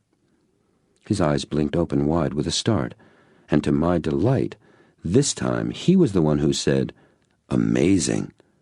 I wasn't sure whether he was speaking to me or to himself. I honestly did not expect that answer. That's wonderful. I must say, whether it was the anesthesia of the bath or just the joy of hearing those complimenting words coming from him, I did feel quite wonderful at the moment. Thanks, I said, uncharacteristically forgetting to preface my gratitude with, Gosh. Very good, he said, with genuine enthusiasm, now clearly addressing me. And do you know what all of that, your thoughts and the thoughts of others about you, add up to? My being? I asked, and answered at the same time. Close, he said. It's what your sense of your being comes from, what creates how you be in any situation. It adds up to your habits of belief, what some people call your belief systems. I don't say belief systems just because I don't think people really understand that term. Most people think systems are so complicated that they're powerless to change them. Besides, I maintain that our beliefs are habits of thought we have, and because they are simply habits, we know how we got them and how to change them too. Habits, he continued, are things we think or do without conscious attention, without being aware of them. The moment we are aware of what we are thinking or doing, it's no longer a habit. It's a choice. So, can you see, We can change our habits by making conscious choices? He asked. Yes, I said, and I did see that very clearly. So, he continued, we have these habits of belief about ourselves, and the reason they are so important is that they control what we have, do, and be in our lives. We were back at have, do, and be, and my face must have shown that I was still not on solid ground here. Let me give you an example, he said. I grew up fat. When I graduated from high school, I weighed 250 pounds. Really? I exclaimed. Well, you're not fat now, and I'd bet you'd be a whole lot thinner after this bath. Quite true, he nodded, laughing with me. But seriously, although I've actually weighed around 175 for years, I spent much of that time still believing I was fat. You see, for almost 30 years, my experience had given me all the evidence I needed to see myself as fat. What's more, other people were quite willing to contribute to that evidence, and so was I. Every chance I got, whether I knew it or not, I would simply add to that belief by believing it some more. My mind had gotten the I am fat message literally thousands of times. In school, I was the brunt of fat jokes and lots of cruelty about being fat. When I first lost a good chunk of weight, I bought slimmer pants that were really much too tight for me. Now, I thought I was doing that because I was glorying in finally being thinner, finally being able to fit into a smaller size. Then one day I realized that, in fact, by buying pants that were too small and having my belly bulge out over my belt, I was continuing to live out my belief that I was fat. Later on, after I'd lost over 75 pounds, I'd mention something about being fat, and people would be shocked. They'd tell me how great I looked, how thin, and it took years of that kind of input, but eventually I began to replace my habit of believing I was fat with one where I truly believed I was at last thin. That whole process took more than 15 years. He closed his eyes and visibly shuddered. What a waste, he said. He was silent for some time.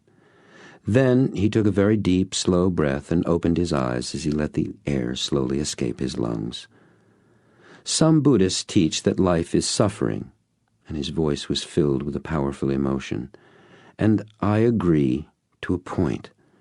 What they do not teach, however, is how darn unnecessary it is. Being, suffering, being anything can be changed if we literally put our minds to it. We only need to change our minds, and we do that all the time. We just have to learn how to do it on purpose. I believe that's what Christ was teaching when he said, "Turn to him the other cheek." He was telling us, resist not evil, just change your mind. Habits of belief are created the same way as any other habits, simply by doing the same thing over and over until you don't think about it anymore. That means you can create a new habit the very same way, just as I did when I replaced my fat belief habit with a thin one. I just changed my mind. Now, when I first did this, I was unaware of what I was doing. I didn't see how the thin talk I'd begun to hear from others, and from myself, was changing my habit of belief that I was fat. Think of it as a balance scale in our minds. One side is weighted down with all the talk and experiences that make up our predominant habits of belief. But we can change that simply by adding enough weight to the other side as we create new habits. Do you see what I'm talking about? He asked, holding his hands out in front of him, palms up, moving up and down like the two sides of the scale. I did, and I said so. Okay, he said, so if you accept what I've said so far as if it were true, what's the first question you've got? How do you change the habit? Replace it with a new one. How? How'd you get the original? He asked, then answered the question himself. You got it by having a thought about what you believed, then another, then another and another and another. Pretty soon, you didn't have to add any more thoughts. Your habit of belief was in place. You just kept it there, sustained it, reinforced it, every time you added some new input, some experience, something you said about that, something someone else said to you about it, that agreed with or could be added to that existing habit of belief. So, I said, you begin replacing your existing habit of belief. What did you call it? Dominant? Predominant? Predominant, he offered. Right, so you begin replacing your predominant habit of belief by adding new thoughts to the other side of the scale, right? Right, he agreed. What kind of thoughts? Thoughts which are about the new belief you want to have. Yes, he shouted, and jumped up out of the tub. He turned to me like someone exaggerating a symphony orchestra conductor, with his arms moving back and forth to some grand, unheard marching music, and he pointed his fingers at me as he spoke, keeping the imaginary beat with his words. And so, point, point, I say that you, point, point, point, have the habit, point, point, point, of being hot, point, point, point. Well, come on, he laughed. We'll change that one right now. And before he'd finished saying right now, he jumped into the other tub, where he ducked completely under the water and stayed there. After a good 10 seconds or so, he shot up out of the water with a great whoosh, exclaiming, "Whoop, whoop, whoa, ooh, yes! Come on, get in here," he demanded as he jumped out. I did as I was told. It was freezing. The entire tub was pure ice. No, colder. It was below zero. "Wah!" I screamed out and jumped out of the tub. As I rubbed the water from my eyes, he threw a towel at me. "Great, huh?" I think he was asking me, but I wasn't very clear about it. All I remember at that moment was me jumping around and squeaking, "Ooh, ooh, ooh." "Wow," I said. I hadn't done that since boys' camp. "Wow," I said again. "Whew." "How do you feel?" he asked, having just finished toweling himself off, wrapping the towel around his middle and tucking it in. "Great," I said. "It feels invigorating." "Do you do this often?" I asked. "Every day," came the reply. "I can't think of anything better for your body, or for your mind. I'm actually 97 years old. How do I look?" And he laughed another of his boomers, only this one seemed deeper by an octave or two. "You look great, old man," I quipped back. "Hey," he said, as if remembering something special. "Would you like to meet my family?" "You bet," I said enthusiastically. I wondered about where they were. "Me too," he laughed. "I haven't seen them since yesterday afternoon, before you arrived. Let's go find them."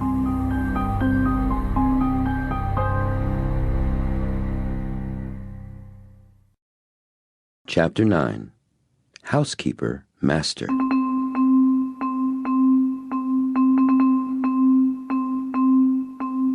As we left the Japanese bath and entered the small dressing foyer, I noticed that the clothes we had worn were gone. In their place were two neatly folded piles of clothing. One was my own, which I'd worn on Friday, now clean as new. I began to dress. My friend had just put on a faded denim work shirt, and then he unfurled what looked to be a big scarf or a shawl. Odd, I thought. "What's that?" I asked, pointing to the large piece of brightly printed fabric he was holding. "It's a sarong," he said. "They wear them in Thailand and tropical islands like Java and Bali." "It's beautiful," I commented. "Thanks," he said. "They are the single most comfortable garment in the world," he added. "Want to try one?" Sure," I said, a little hesitantly. "How do you wear it?" He walked over to some drawers that were built into the wall and pulled out a bright blue bolt of cloth with a white and dark blue embroidered border. "You're a blue person, aren't you?" he asked. "Am I?" I replied with some curiosity.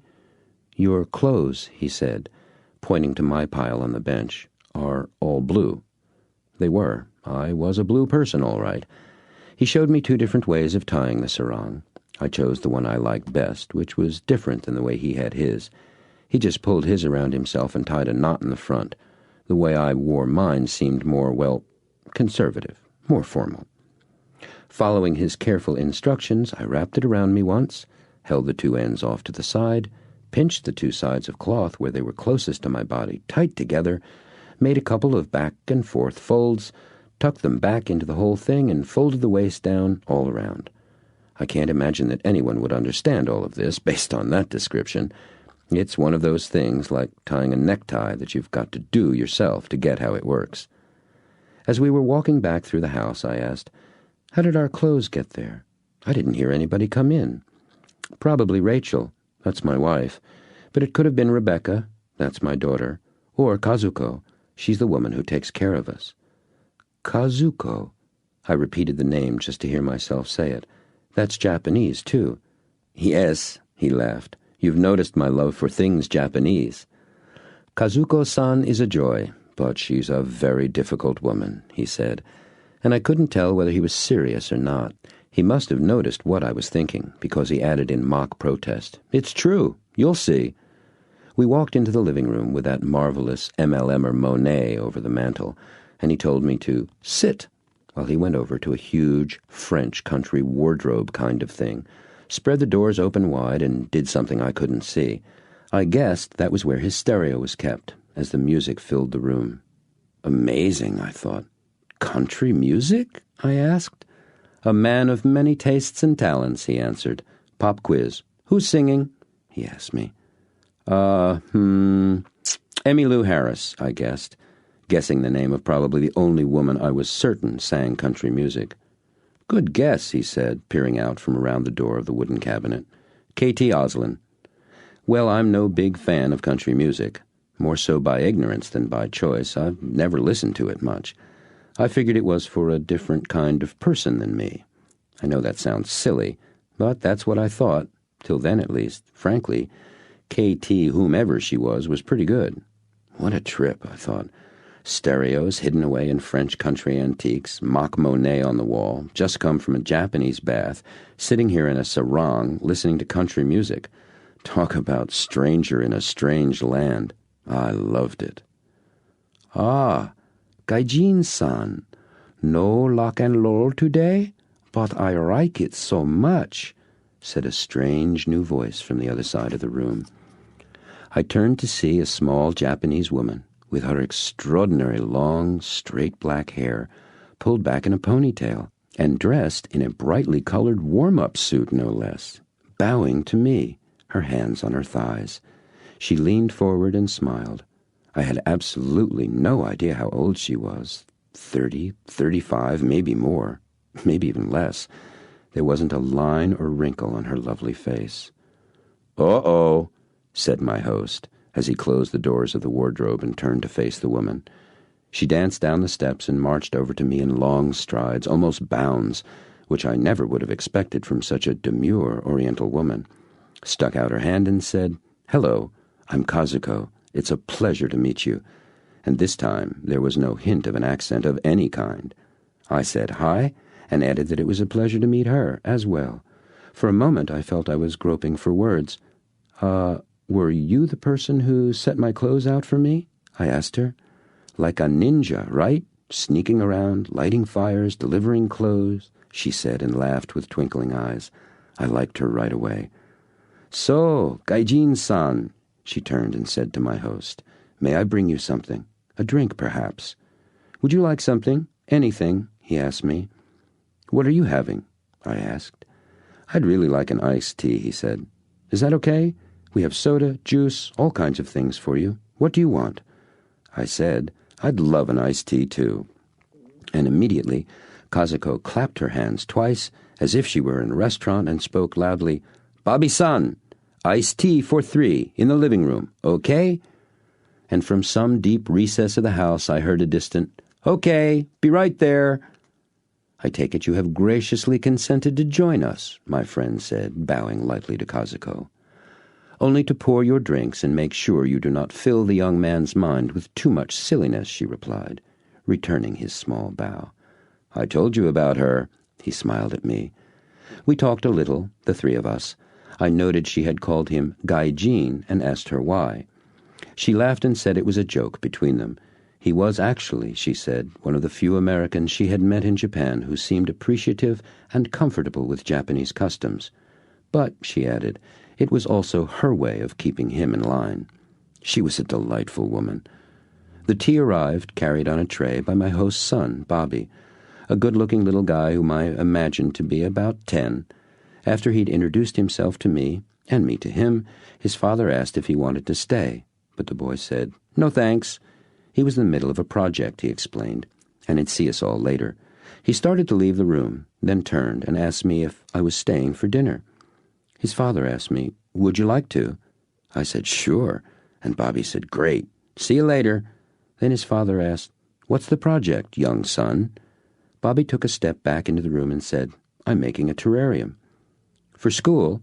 his father asked, leaning his head back as far on the couch as possible and looking at the boy upside down. "Nope," said Bobby. "For Mom." "Want some help?" his dad asked.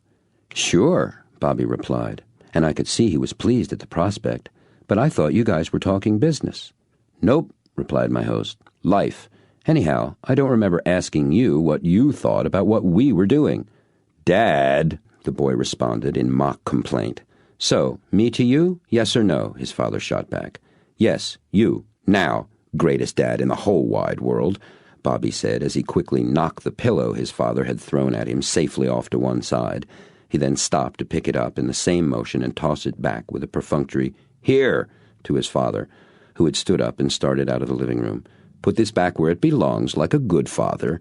"Bright boy, charming boy," the greatest networker said, sounding like Scrooge on Christmas morning from the movie A Christmas Carol.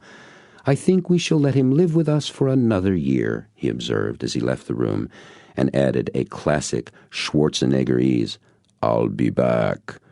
"Kazuko-san, take care of my friend, please," he said over his shoulder, scooping Bobby up off the ground and carrying him off down the hall to the sound of the boy's protests and the kind of laughter that can only come from too much tickling. I turned and asked Kazuko how she had come to meet the greatest networker and to live here with the family. "I met him in Japan. How long ago?" she asked herself out loud. 9, 10 years now, maybe. He was starting up network marketing efforts in Japan, and I met him at his very first meeting there. I was working as a housekeeper in the home of a wealthy businessman and his family. I cooked, cleaned, and took care of the children. It was an unusual family for Japan, very Western in many ways. Both the mother and father worked. They had been educated in the United States.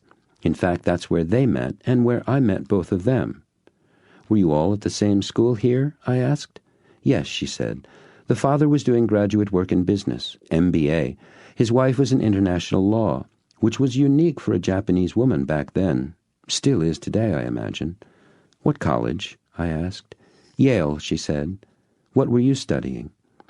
"I was on a cultural exchange program where drama majors were sent back and forth from Yale to Tokyo University," she answered. "That seems odd to me," I told her. "You went to Yale and then went back to Japan and became a housekeeper?" Kazuko laughed. "Yes, I'm sure it does. But truly, I am very happy keeping a house and being part of a family. My children are grown, with children of their own now." I hope she didn't notice the expression of shock that must have darted over my face at that revelation. "And I am very devoted to this family. I've adopted them."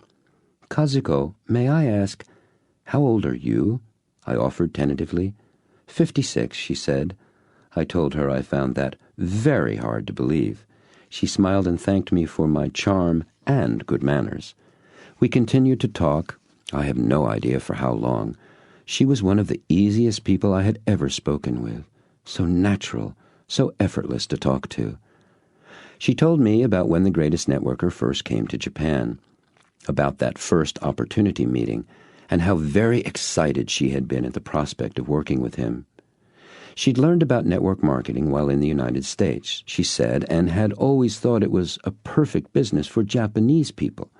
Other companies had come to Japan from America before, but most of them hadn't made the kinds of changes and adjustments in the products, how they were positioned, packaged, and presented, or in the business opportunity that would reflect the unique needs and wants of the Japanese. But his company was different. He had done his homework. She told me that first meeting had lasted for 6 hours. The formal presentation had lasted only about an hour and a half, but everyone had stayed asking questions about network marketing, about how it was done in America, and about how the greatest networker thought it could best be done in Japan. Kazuko told me that the meeting had turned into a seminar on network marketing, that my new friend had simply answered every question they asked, and that he had showed and told them all of his ideas about how the business worked best. There were a number of people there who were already involved with other networking companies, and he'd helped them too, showing them new ways to offer their products and build their businesses. People were amazed, she said. They had never met someone who was so knowledgeable and so willing to share his secrets. A few people with other companies asked if they could sign up with him, but he actually discouraged them.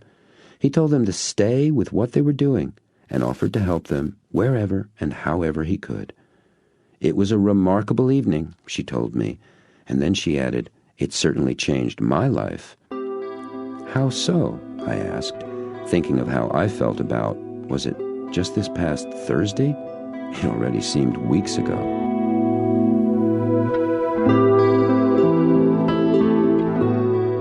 There were a number of high-powered businessmen present, she replied. Each one wanted to be in charge of Japan. He was very gracious to all of them, but he asked them, please, to wait.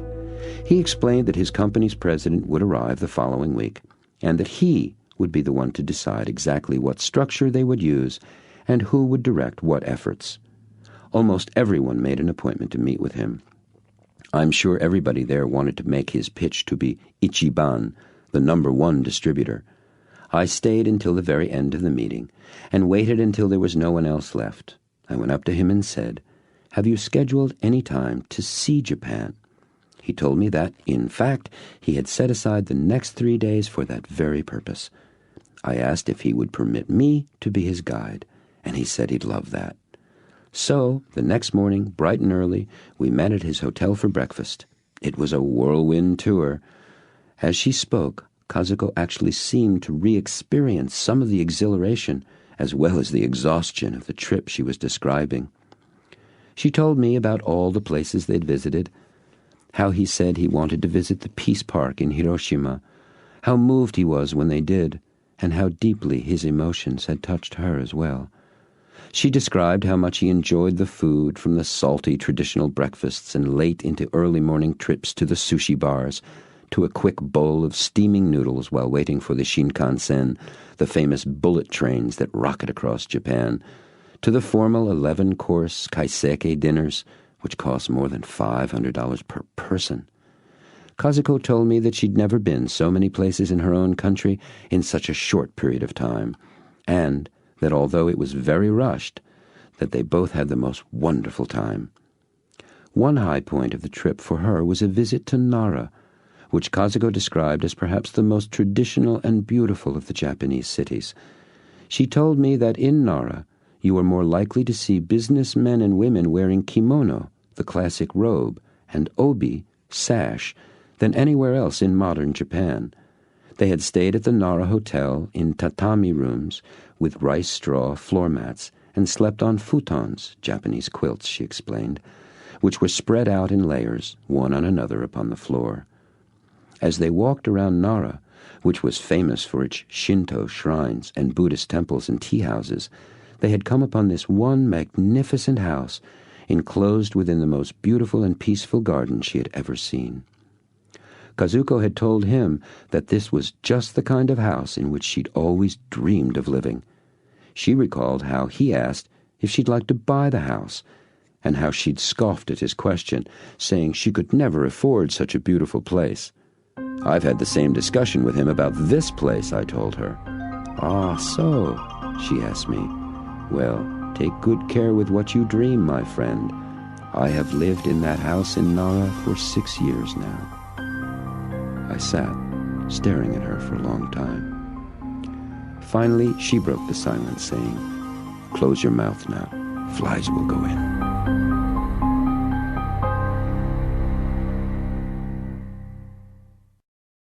Chapter 10. Appointments with Freedom.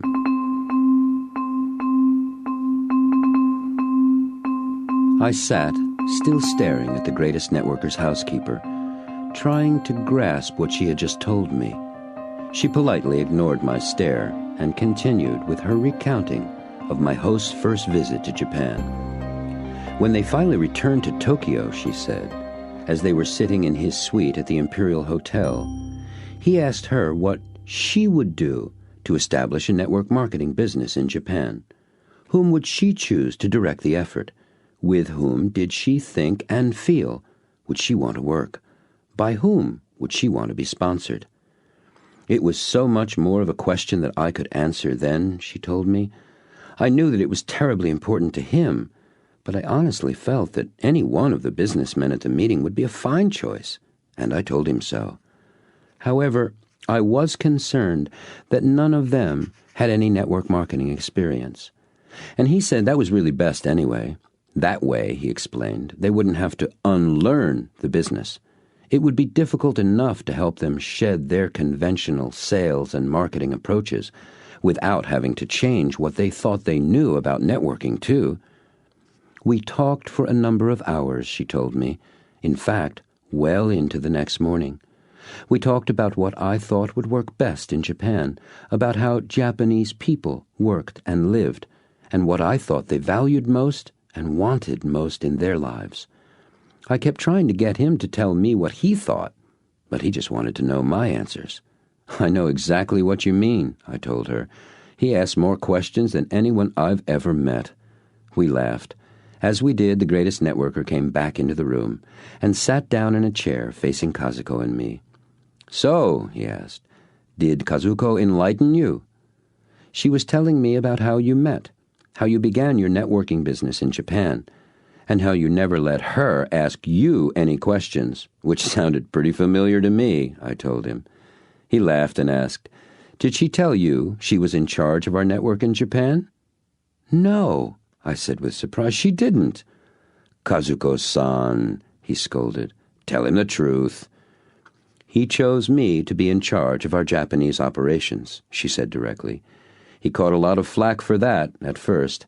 His company's management wanted a high-powered businessman, but he kept telling them to give the job to a housekeeper. She laughed. Can you imagine how they felt about that?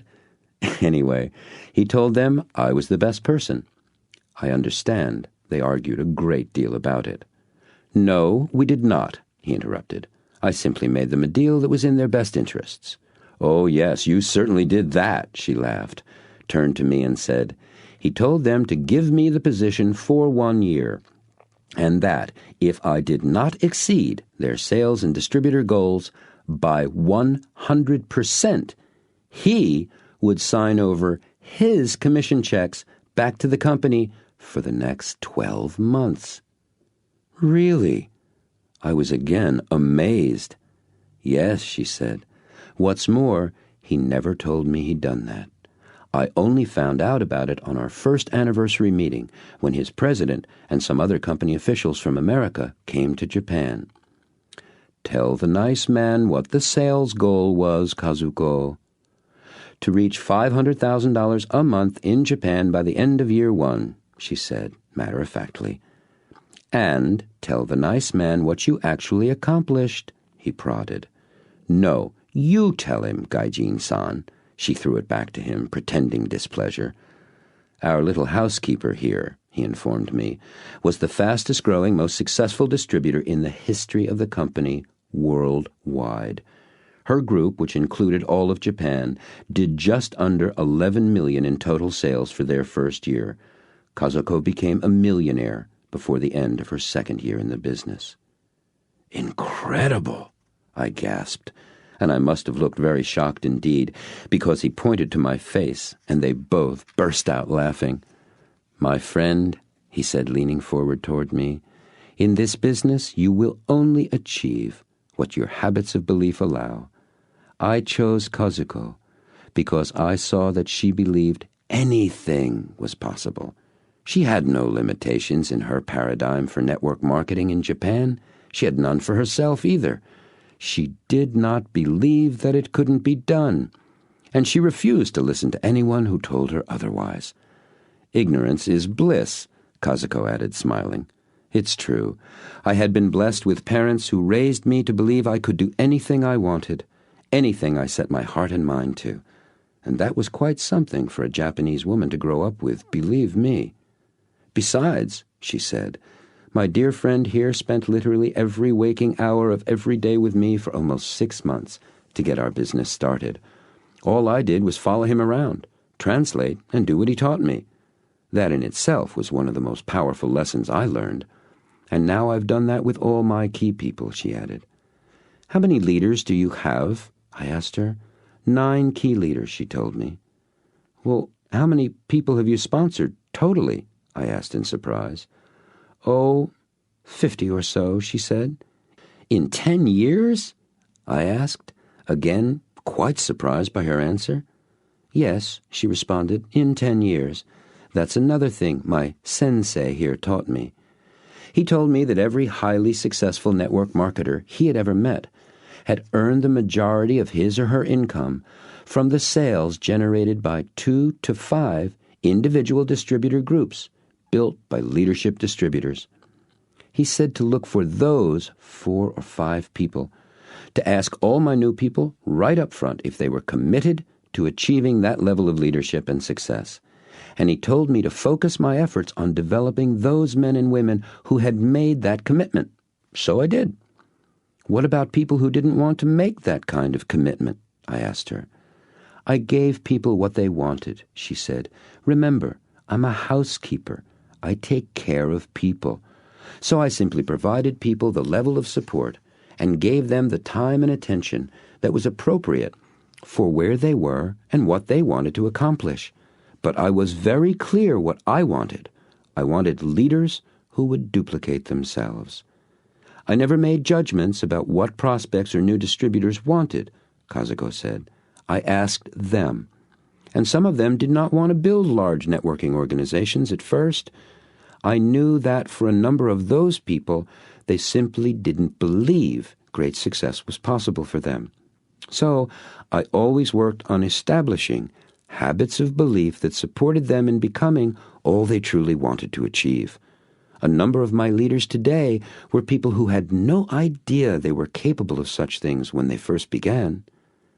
Do you still sponsor people? I asked. Oh, yes, she answered, but not very often, and not usually directly. I help my people downline sponsor, and when I meet someone new and exciting, I match them up with one of my people with whom they'll enjoy working the most. Well, I sat back even deeper into the couch. I'd heard all of this before, read it in books and interviews in networking publications, but I'd never sat face to face with someone who'd actually done it. My habits of belief were getting a real stretching lesson here. Kazuko, I asked, I'm sure you're able to retire by now. Why do you keep working your network marketing business? And why are you still a housekeeper? I am involved in network marketing because I love it, she said. There is nothing else I would rather do. It is how I earn my living. And the emphasis with which she said my living made it very clear to me that she meant more than a job or even a career. I'm still a housekeeper, she smiled as she said the word, because I like it. And you know, I've come to realize that housekeeping is excellent training for leadership in network marketing. Really, she added in response to the disbelief on my face. Network marketing is all about taking care of people, and I like taking care of people, especially this gaijin, she added, pointing bluntly towards my host with one thumb as if she were hitchhiking. Her obvious affection for my host showed easily through her feigned nonchalance. This is my sensei, my mentor. It is an honor for me to be with him. I learn constantly from him and from the family. You haven't met Rachel yet. You will. He will, yes? She asked him. I trust so, he answered, though I'm not sure where she is. Have you seen her today, Kaz? No, I haven't, Kazuko replied. Today's the 25th. Is that a show day? Every day is a horse show day in the spring, he said. I thought today was clear. I'll have to check my commitment book. I know we have an appointment for dinner, he added. Commitment book? I asked. Like an appointment book, he answered. You make appointments with your family? The idea of that fascinated me. Yup, he answered, with Rachel and the kids, too. Ah, I asked hesitantly. Would you tell me about that?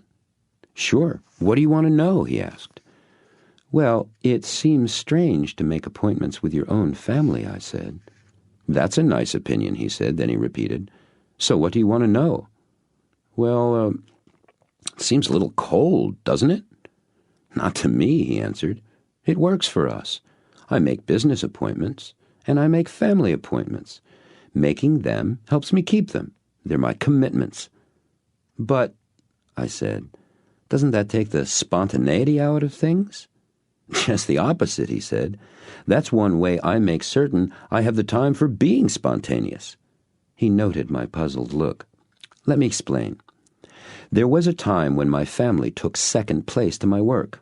Truth is, far distant second. I love working. There's nothing in this world I'd rather do. And because of that, I was putting my family second.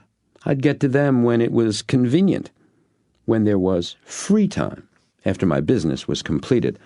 Well, at one point I noticed there never was any free time. Every time some space would show up, so would something to fill it. I had my life all scheduled, and no time for them. And no time for myself, for that matter. So, I asked, what's missing? What did I need to do to make the time I wanted to be with my family, and to do the things I wanted to do for myself as well? 2 things were missing, he said. The first was simple, making a commitment and keeping it.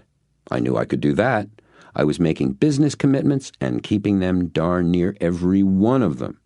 It seemed a simple matter to me, not necessarily easy, but simple.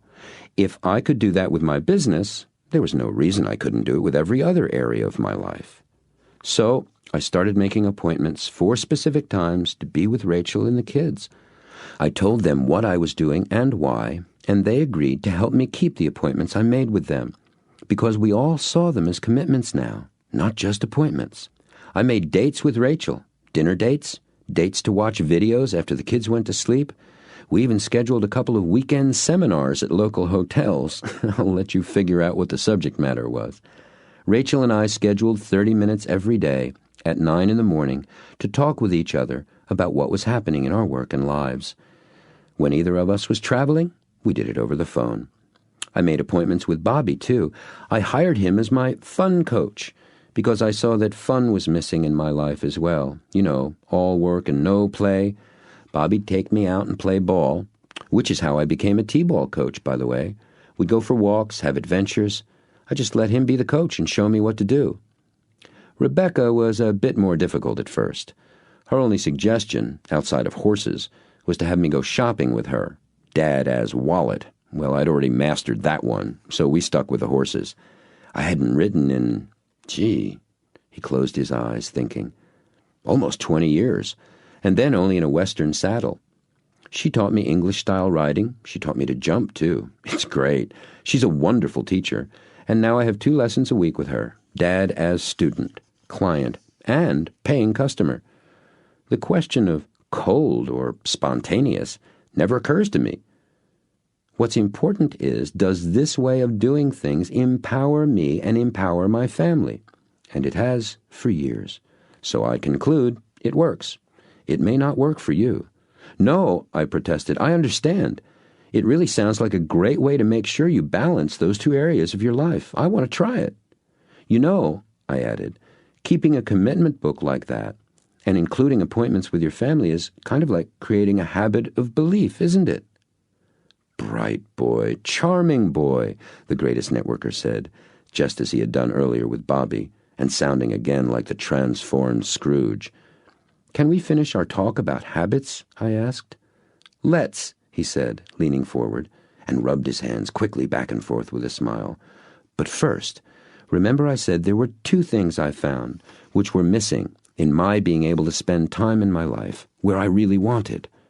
Yes, you did, I agreed. Making and keeping your commitments was one. What's the other?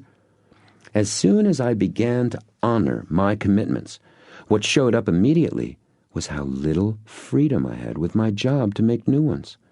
He spoke slowly and with emphasis, as if treating a very serious topic, which I immediately realized he was. I thought I was a big deal, 6-figure salary, all the benefits, called the shots. After all, I owned my own business. I was the boss. Wrong. To tell the truth, I was shocked when I saw how little freedom I actually had. He stood straight up, spread his arms as if drawing a weighty conclusion for a college seminar. Time was what was missing most, and I knew the only way to have more of it was to create my life and my work with more time to do what I wanted. And that's where network marketing entered the picture, I guessed. And that's where network marketing entered the picture. He nodded in assent. I'd known about network marketing for years. I thought it was interesting, possibly even very powerful, but I didn't really understand it. I had too much baggage from being a conventional marketing man to see what the possibilities were. You could say, and you'd be right, that my habits of belief didn't permit me to see myself being successful in network marketing. So, what did you do? I asked, fascinated. Well, I knew I'd have to unlearn lots, and I knew that would be hard for me. I can be pretty stubborn. I'll say, Kazuko chimed in. He made a face at her and continued, letting out a deep breath as he spoke.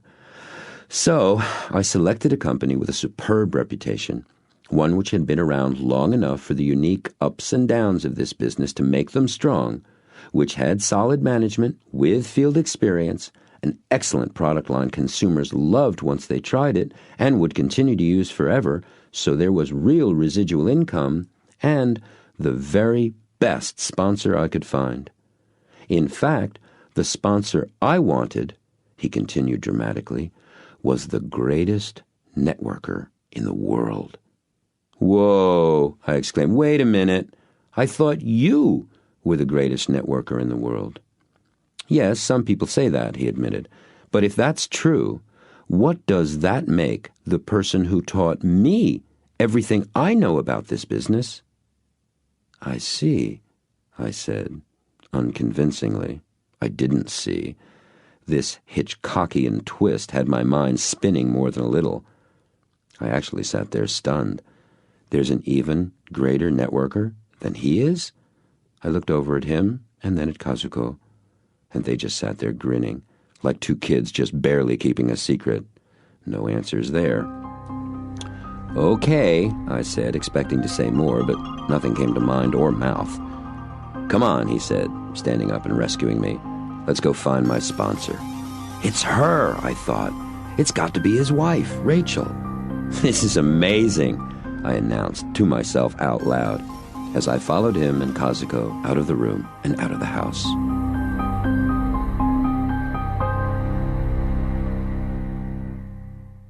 Chapter 11. Habits of Disbelief.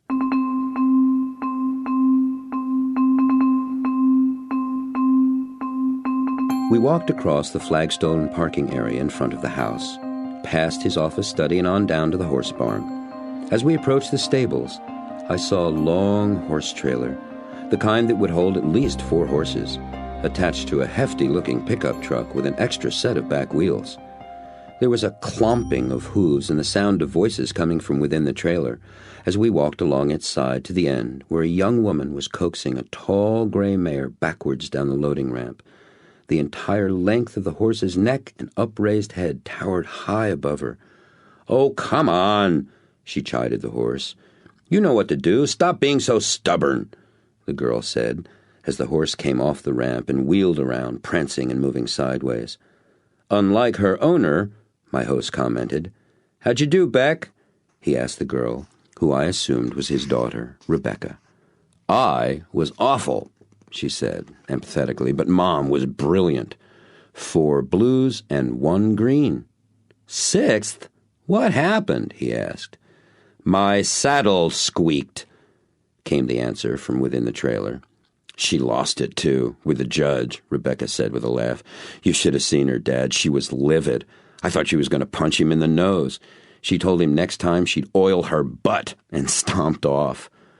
What's really funny," she continued, "is he's the judge she hired for the Red Mountain show."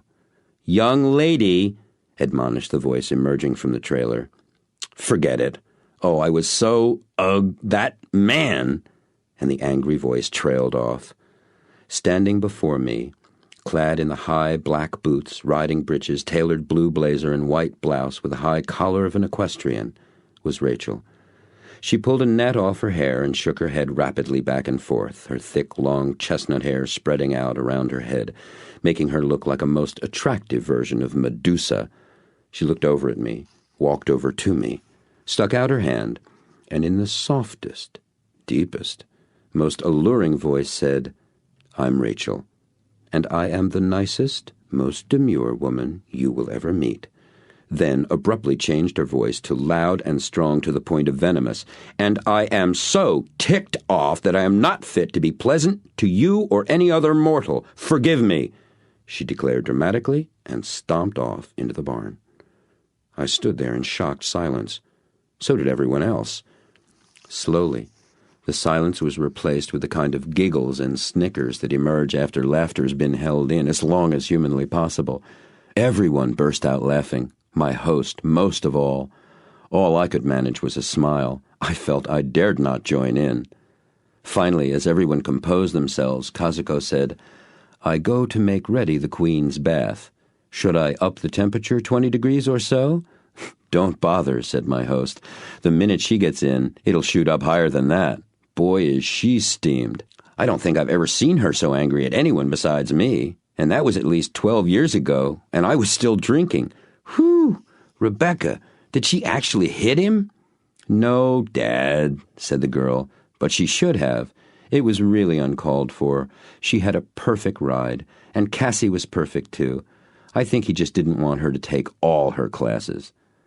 "Looks like he picked the wrong lady to be overly fair with today," he observed. "How did she find out about the squeaking bit? Did she see the sheet?" "Yeah," Rebecca said. "She made a beeline for the judge's stand after the class. We all told her not to go up, but there was no stopping her. Dad, she had smoke pouring out of her ears." "I'll bet," he laughed. "Well," he said as he turned to me, "you've just seen the most powerful woman I know being, well, powerful. Ah, me, she is something, she is." "You're beautiful when you're furious," he shouted in the direction of the barn as he grabbed Rebecca and me by our arms and started toward the house, whispering, "Let's get out of here." We'd been in the living room talking for about 40 minutes. Rebecca had joined us after her shower when Rachel came in. As she said she would, Kazuko had made the bath ready for her, adding candlelight and incense to soothe her, Kaz told us. She had laid out Rachel's favorite robe and a glass of lemonade, which Rachel now placed on the coffee table as she sat down next to me on the couch. She put her arm through mine and looked directly into my eyes and said, "Well, you must be pretty special. I haven't delivered a performance like that in at least 7 years." I heard the networker chuckle. "And even then I reserved my melodrama only for my husband." "So what makes you so special?" she asked. Before I could say a word, she spoke quickly. "Oh, he's blushing," and she squeezed my arm with hers. "I like him," she informed her husband, and she smiled over at me. "Where'd he come from?" She asked no one in particular. "I met him Thursday evening at the meeting in town," said my host. "I asked him to come to visit Friday, and we've been together ever since." "So," Rachel turned back to me, "what have you been doing?" "I really don't know where to begin. There's been so much." I was coming close to stammering again. "Relax," she said, patting my arm. "This isn't a quiz." She laughed and leaned forward to sip her drink. "So, madam," Kazuko spoke, "you had quite a day, yes?" "Yes," Rachel said. "And thank you, Kaz, for the wonderful bath, the candles, the lemonade. You're a dear." "Pleasure," Kazuko replied. "You look like you needed it." "For sure," Rachel replied in a perfectly pitched Valley Girl voice. She turned to me again and asked, "So, really, what have you guys been doing and talking about since you got here?"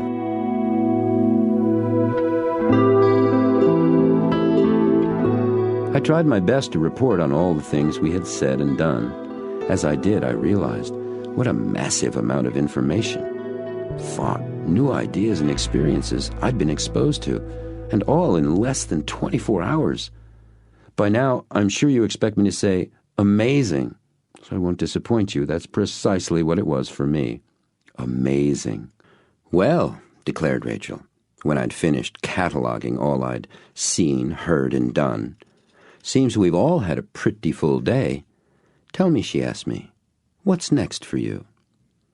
The place to start, I began, is to form habits of belief which support my goals.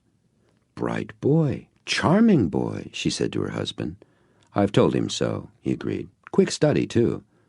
Good, Rachel said, turning back to me, and asked, so, where will you begin? I pondered out loud, with my goals, and some general habits of belief I already know will support whatever I decide to achieve. Want a suggestion? She asked. Sure, I said. Play with your habits of belief first. Tell me why you say that, I asked.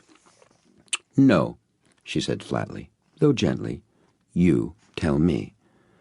I was beginning to see what a powerful pair these two were, and where the greatest networker got some of his greatest networkerness. Okay, I said slowly. I suspect that my habits of disbelief, and I paused for their reaction to my use of that phrase. It came instantly. Good, he said. Rachel smiled and said, Continue, my clever friend. I did. My habits of disbelief affect my ability to create my goals realistically. And by that I mean without the limitations of what I've thought was possible. The kind of habits I have now, or at least have had until now, have gotten me to where I am now. So, they obviously need some work because I'm not where I want to be. So, I continued, first step, balance or begin to balance my scales. Bright boy? Charming boy? I asked them. Touché, said Rachel, and true too. Okay, said the second greatest networker, leaning forward from his seat. And how is that done? That's my question for you, both, I said, and I sat back, waiting to see what came next.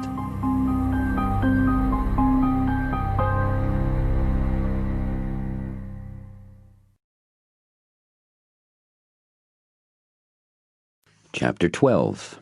Pictures of Belief.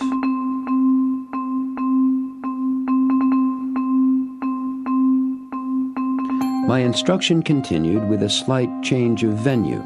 We'd all moved from the living room to the kitchen. Time again was flying, and it was past 6 o'clock, when Kazuko inquired if anyone was interested in eating. The unanimous yes sent Rebecca off to look for Bobby, and Rachel to change her clothes, while the rest of us went in to prepare dinner. The kitchen was on a grand scale like the rest of the house, big to the point of huge, more like the kitchen of a restaurant. And many of the appliances were the commercial kind, like the big charcoal gray 8-burner gas stove and the gleaming stainless steel refrigerator, which looked to be at least 2 or 3 times the size one would normally find in a private home. Still in all, this room, too, held a genuine warmth. Clearly, this was the center of their home. I could tell that more living was done here in the kitchen than in the living room, or in any other part of the house for that matter. Everyone took part in the preparations. I was enrolled in slicing vegetables, expertly directed by Rebecca, who explained in great detail how carrots were best cut on a diagonal to provide them with the fullest spectrum of both flavor and essential energy. Yin and yang, Kazuko injected into my lesson. This way we get the most from the carrot, because this way of cutting it provides the greatest balance of the vegetable's natural life force. Heaven and earth together, Rebecca interjected.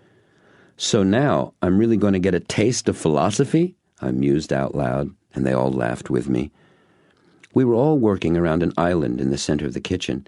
Its top was a giant slab of dark butcher's block stripes of what I learned was teak wood. At one end was a double sink where all the vegetables and fish, shrimp and clams, some kind of thin fillets of pale, almost translucent fish, scallops, and, yes, it was, lobster, that were being used for dinner were all washed thoroughly. Above the island were a tremendous variety of shapes and sizes and colors of pots and pans hanging from a strong wrought iron affair which was suspended from the high ceiling. And the whole contraption was covered with tiny white twinkle lights. It was always Christmas in this kitchen. Our completed preparations for dinner amounted to 4 big platters. 3 were covered with assorted sliced vegetables: carrots, squash, Chinese cabbage, leeks, scallions, broccoli, green and red bell peppers, pea pods, and tiny miniature ears of corn. The other was a sumptuous array of fish and seafood, and each platter was arranged as if it were going to be photographed for a magazine like Food and Wine. We all stood there gazing at this marvelous array, until I could no longer contain myself and asked, "Now what?" "Nabe!" exclaimed Bobby. "What's a nabe?" I asked. Rachel described what's called the traditional one-pot cooking of Japan, where everything is cooked right in front of you at the dinner table in one pot. The assembled diners sit around this boiling pot of clear soup, heated from beneath by a portable gas burner, she told me, and select what they want to eat from the platters of vegetables, fish, and shellfish. They put it in the pot and take it back out when it's cooked. There are usually bowls of rice and a series of sauces in which to dip the food, too. Kazugo explained that in Japan, nabe was a dish eaten mostly in the winter and fall. But she told me, since the members of this family were only country samurai, it was permissible to have nabe any time. We ate at a wonderful old wooden table tucked comfortably into an alcove in the L-shaped kitchen.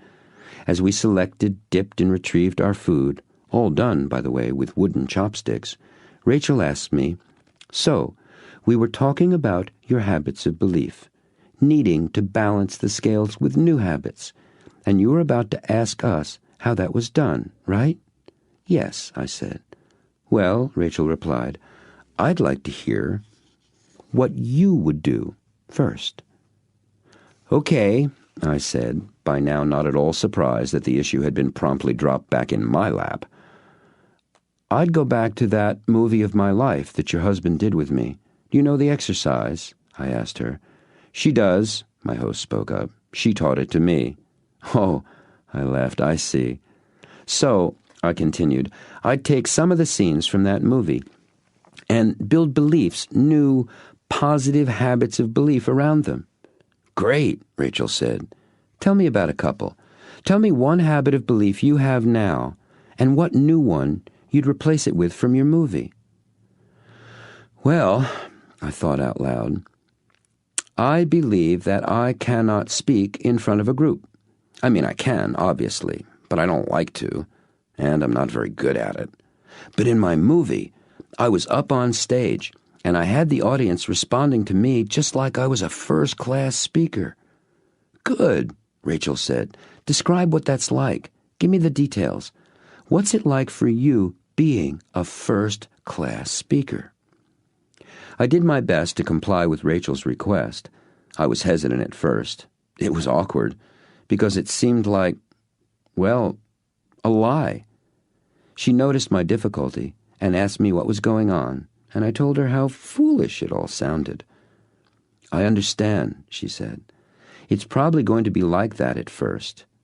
Just know that because of all the old habits you've formed over the years, these new ideas and images may seem silly to you now. After all, you know you're not a polished speaker, so the very idea of saying or believing you are something you are not seems ridiculous." "But I can see," I interrupted, "that it's the way to go. I mean, I know what's going on here is I've got one old habit rejecting a new one. It's kind of like the old habit is fighting for its life a bit."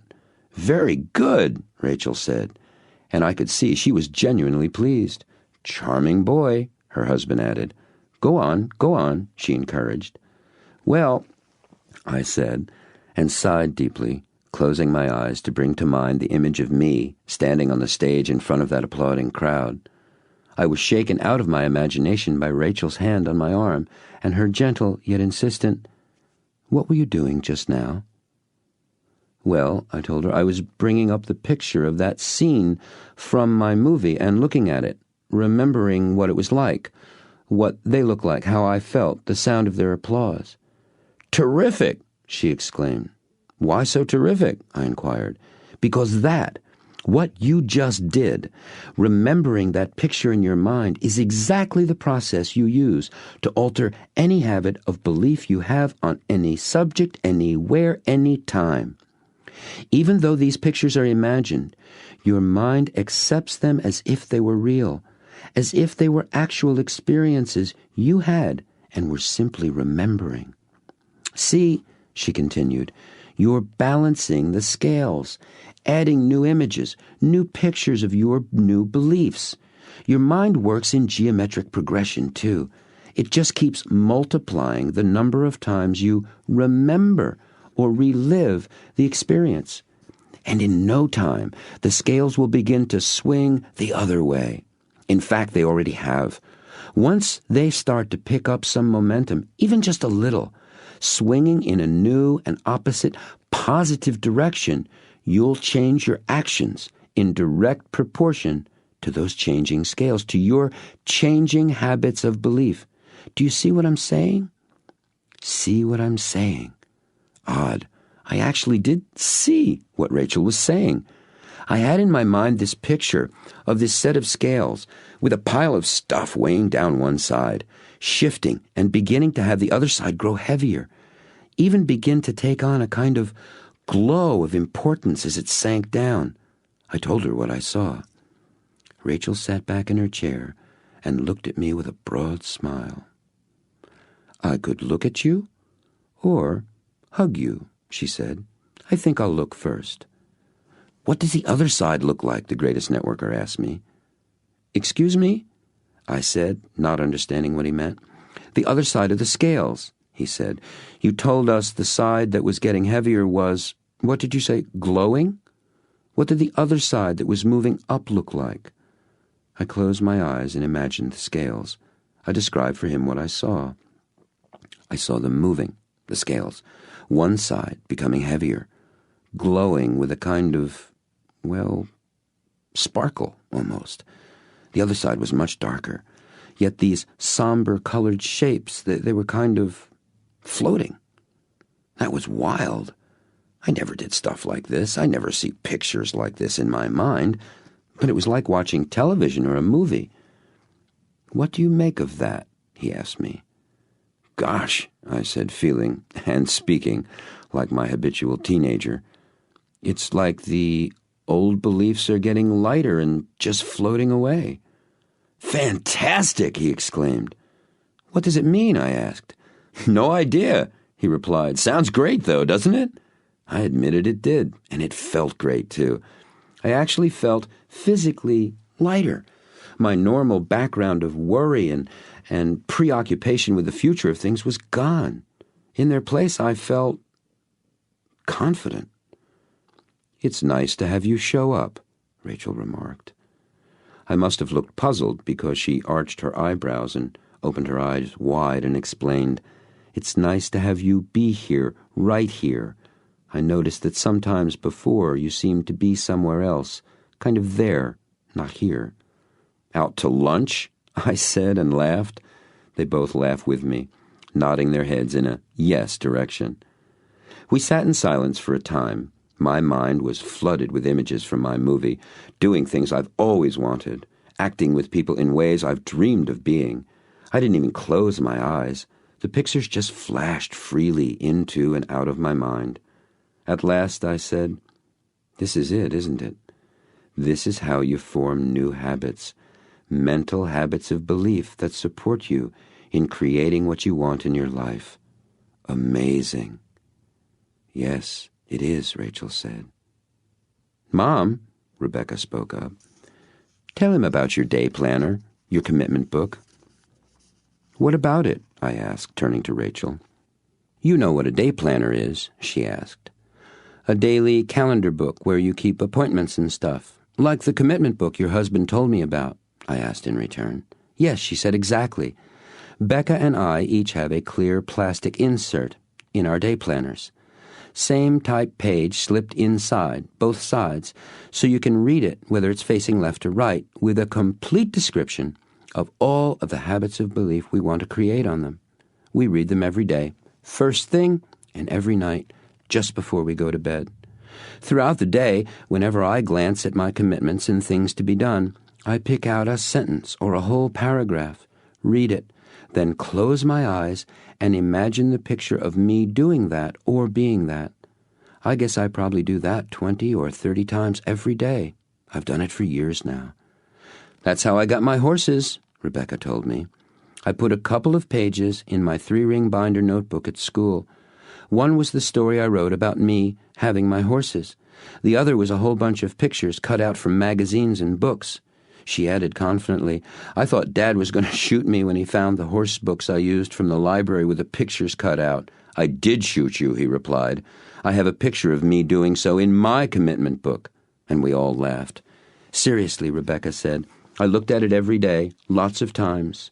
One day, she said, covering her impish smile temporarily with her hand, I was looking at it in English class when the teacher snuck up behind me and asked what I was doing. I was really embarrassed.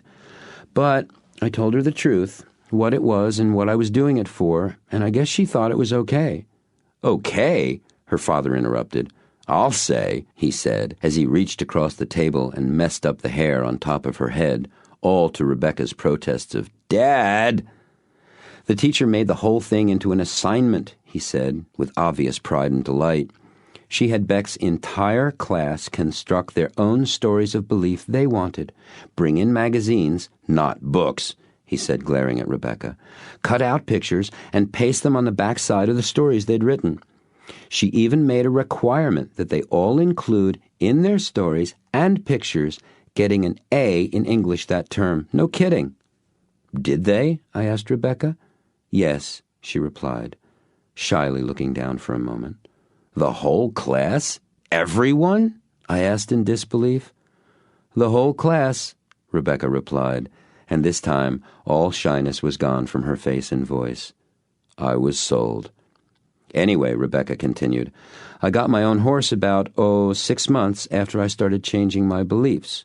Wrong, her father said. Wrong, that's right, Rebecca added.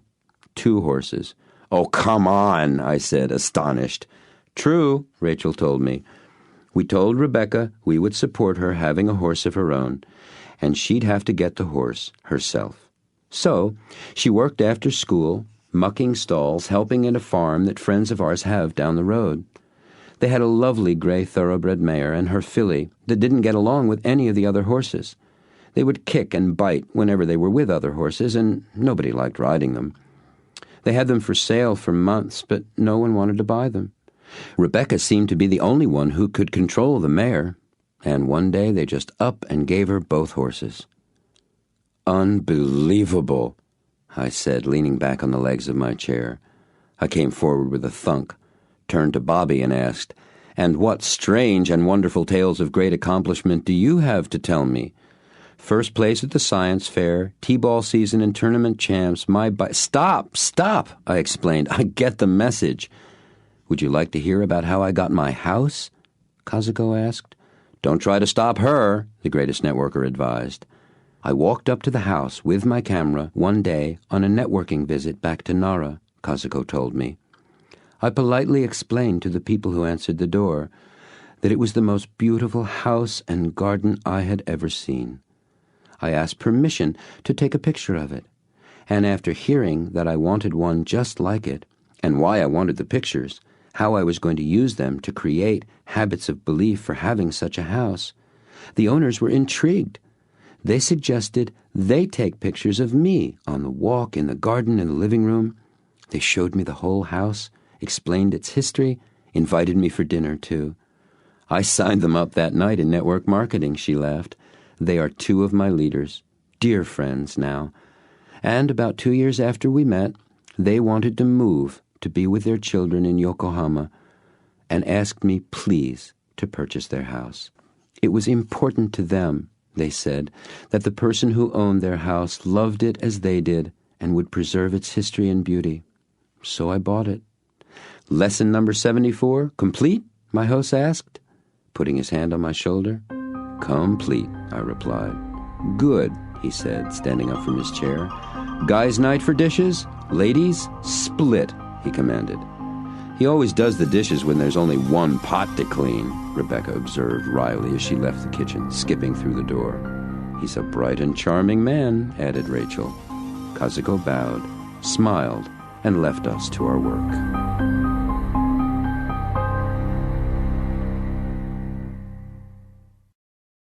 Chapter 13. Teaching Teachers.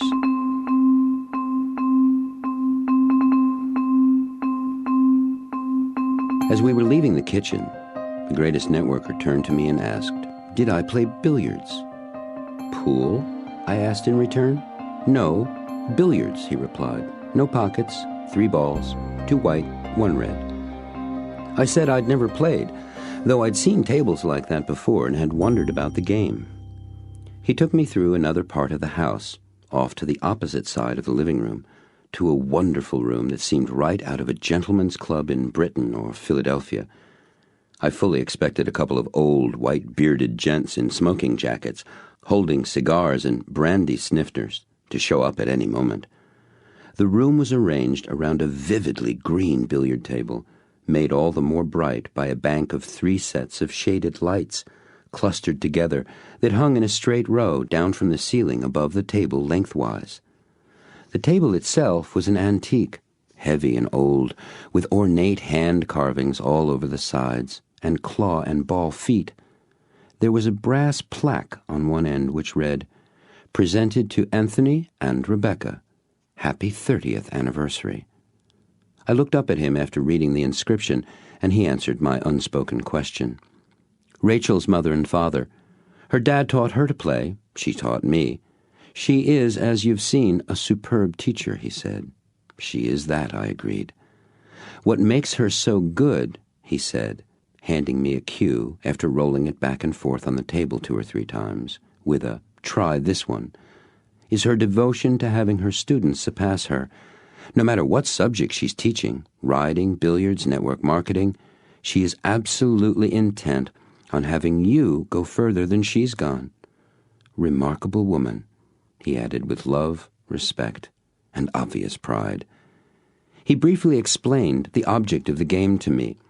We each had one of the 2 white cue balls as our own for the duration of the game, and the task was to hit each of the other 2 object balls with our own cue ball to score a point. He proceeded to show me how it was done by running 38 points before finally missing what he explained was an easy 3-cushion shot. Remarkably, I made 6 shots in a row before sitting down for his turn.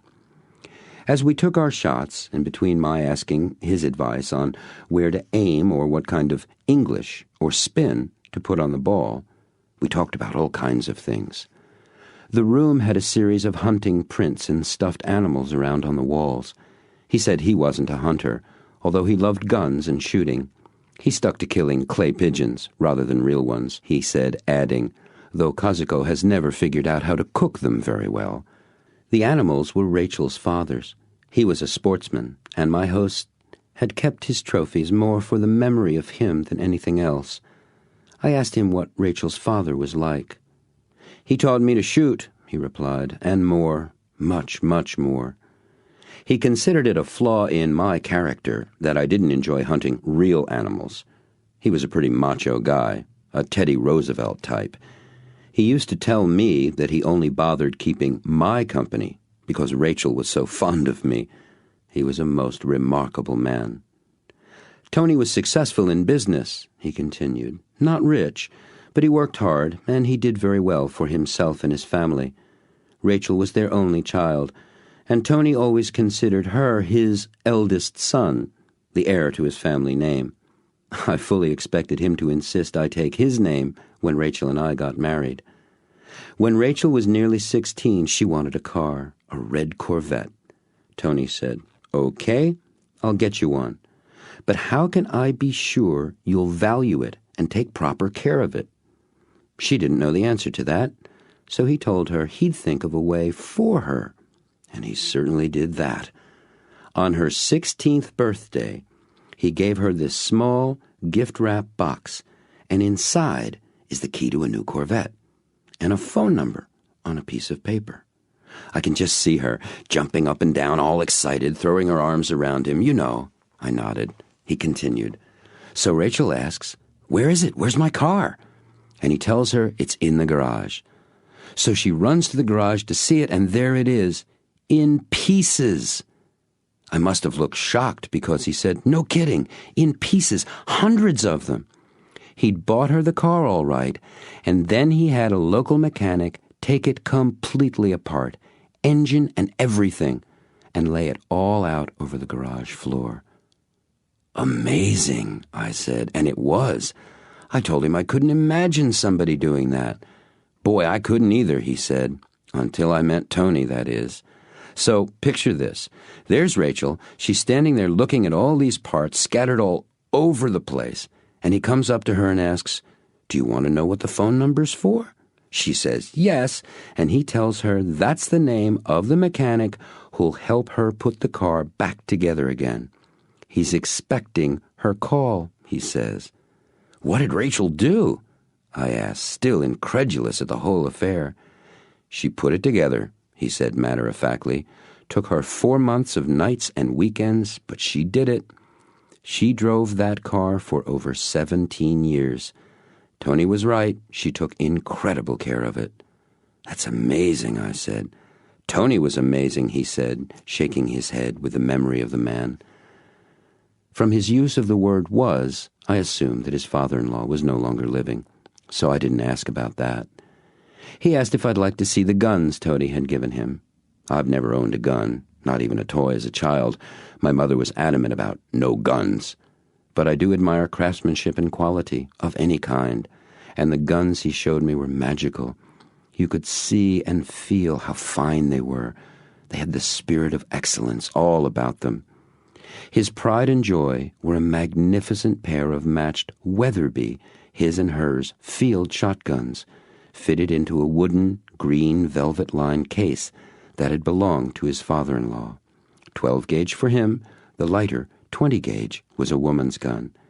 Much of the metal work on the guns was engraved in hunting scenes, like the prints that were hanging on the walls. I asked if he and Rachel shot together, and he said they had.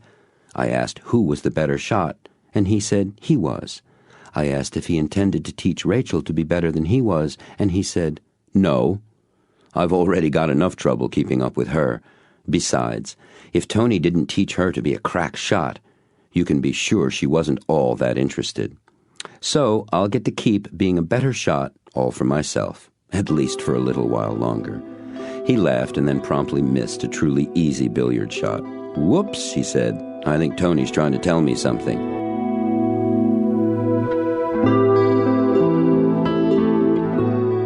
We played and talked for another hour or so. I did well, especially for the first time playing the game. He showed me how to make the basic shots, the brick shot, and how to use different kinds of English for different situations. I thoroughly enjoyed the game. Billiards is very much like network marketing, he told me, in many ways. It's a game of position. Certainly the shot right in front of you is important, but you must also think ahead, 2, 3 shots or more. You want to make the first one successfully, but you're always planning for the next one, where the balls will end up after you complete that shot. That way, you can easily string together 10, 20, 30 successful points or more. "Don't you lose your focus when you're planning so far ahead?" I asked. "No," he said, "you expand your focus, enlarge it to include the future." He stood up, away from the table, and leaned on his cue. "You're making sure you see the big picture, how one action fits into another and then another. That also builds momentum. And when you approach your business building from that larger perspective, your priorities shift and you begin to focus on longer-term concerns." "Such as?" I asked him. "Teaching teachers is a good example," he told me. "Usually, when you're concentrating on teaching people to teach people, your results are slower in coming than if you focused on simply teaching people how to sell products and sponsor others. That's a simpler job, and it yields larger results faster in terms of generating sales income, at least at first. But when you teach people to teach people, you move from creating results to empowering others. Of course, that's a result too, but it's bigger. What you end up with is a longer, lasting success, more leaders, and more leadership in your organization, which ultimately results in both greater stability and greater productivity. Do you remember how I told you I began with significant success for myself, but no one else was doing the business successfully? Yes, I answered. It's like that, he said. When I came to understand how the business works, that it depends on our ability to effectively sponsor people who know how to teach people how to teach other people, my business began to grow for real. I suppose I could have taught people to write compelling sales letters, but that's not what drives this business, and it certainly wasn't what drives me. I've developed a number of persuasive letters people can use to get their prospects to take a look at the opportunity, and my people use them with good success. But after that, what happens? After they've agreed to take a look, what do people do then? Ask questions, I answered. You bet, he replied. But about what? See, unless you've been taught to help people discover or reveal their own values and what's really important to them, you can't connect your opportunity to anything lasting or meaningful in their lives. It's not anchored to them. You might come across the rare one or two folks who are self-motivated, who already understand network marketing, people, sales, the unique way we do it in this business, and how to teach and train others. But they're very rare birds indeed. For the most part, you'll be working with inexperienced people, turning them into professionals. And professional whats is a good question. Professional teachers. He paused for a moment, closing his eyes, and I knew he was creating a picture of what he wanted to say. I closed my eyes just for the heck of it to see if I could come up with a picture of what he was going to talk about. When I opened my eyes, he was staring at me. "Falling asleep on me?" he asked humorously. I explained what I was doing, and he shot out one of his booming laughs that echoed all around the wooden walls and terracotta tiles of the billiard room. "Well," he asked, "what did you get?" I remembered this story I heard from a workshop leader back in New England. He was telling a group of us about a music professor he'd had in college. He said he walked in the first day, thinking he was pretty good, and the teacher put a horrendously difficult piece of music on the stand and told him to play it. Well, he slaughtered it. He was awful. His teacher sent him home to practice. Next week, he showed up for his lesson, expecting to play the piece he was given for homework. But instead, the teacher put on a new, even harder piece in front of him. He thought he was bad before, but this was ridiculous. He was worse than awful. This continued for another couple of weeks. He'd murder the piece in class, take it home to practice, come back, and be given one twice as difficult as the one he hadn't even come close to mastering from the week before. Finally, he was so upset and frustrated, he exploded all over his teacher. "Why this? What that?" And the teacher pulled out the very first piece he'd given him and said sternly, "Play it." And he did. Beautifully. He was amazed. The teacher took that one away and put the second lesson on the stand and said, "Play that." And he did.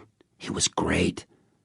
So he looked at the teacher, and the teacher said, "Robert, if I left you to your own devices, you'd still be practicing that very first lesson, and you still wouldn't be able to do it right. I don't care about your playing one piece. I care about your playing." "That's what I got," I said.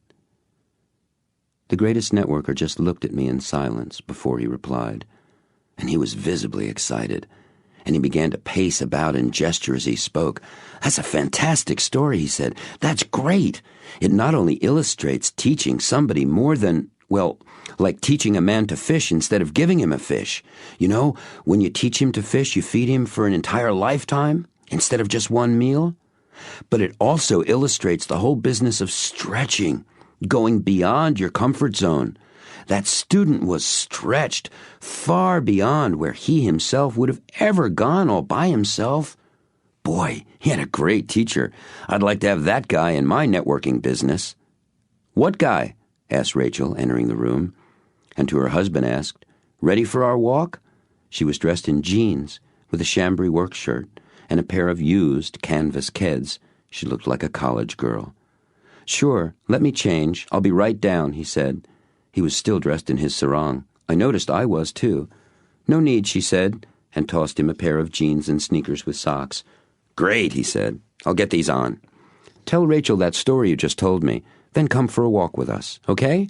I looked at Rachel. He asked you, she asked. I pointed to my sarong. Whoops, she said. Your clothes are still in the bath, yes? Yes, I replied. Come on, she said, and signaling me to follow her. Let's get your clothes, and you can tell me your story. Okay, I agreed.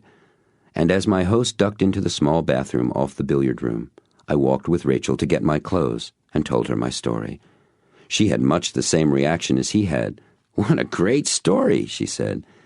Can you say more about teaching teachers? I asked.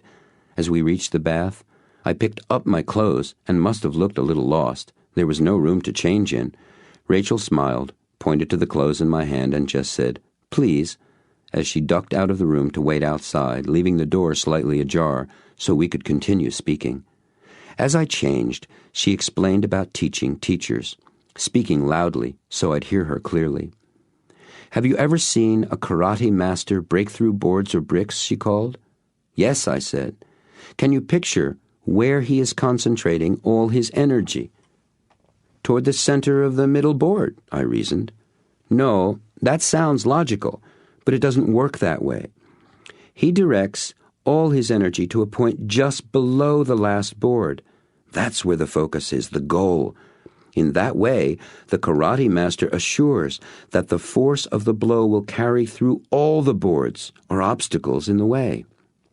Of course, you need to teach people to use the products and recommend them passionately to others, and they need to know the high points of the compensation plan, and above all, to have a deep, abiding respect and pride in network marketing itself. All that's important. But more than anything else, they must be taught to teach others to succeed. I stepped out, now dressed, and her voice dropped to normal volume as I appeared. That's the selfless quality most every leader in our business possesses. Do you know what I mean when I say, take a stand for someone or something? She asked. I think so, I told her. Taking a stand is like, well, stand by your man. How's that for someone who doesn't know anything about country music?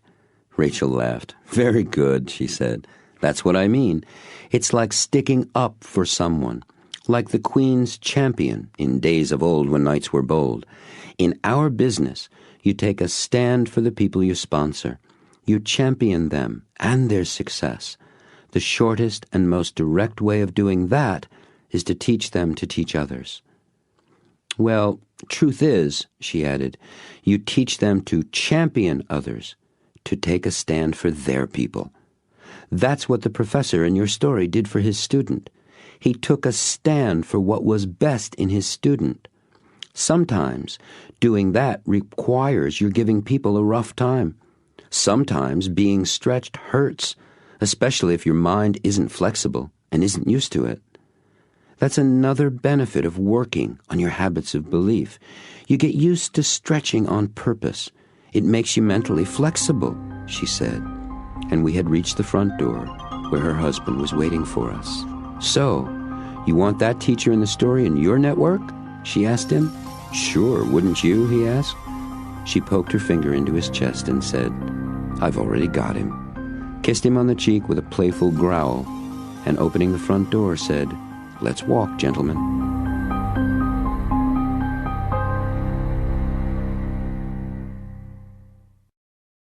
Chapter 14.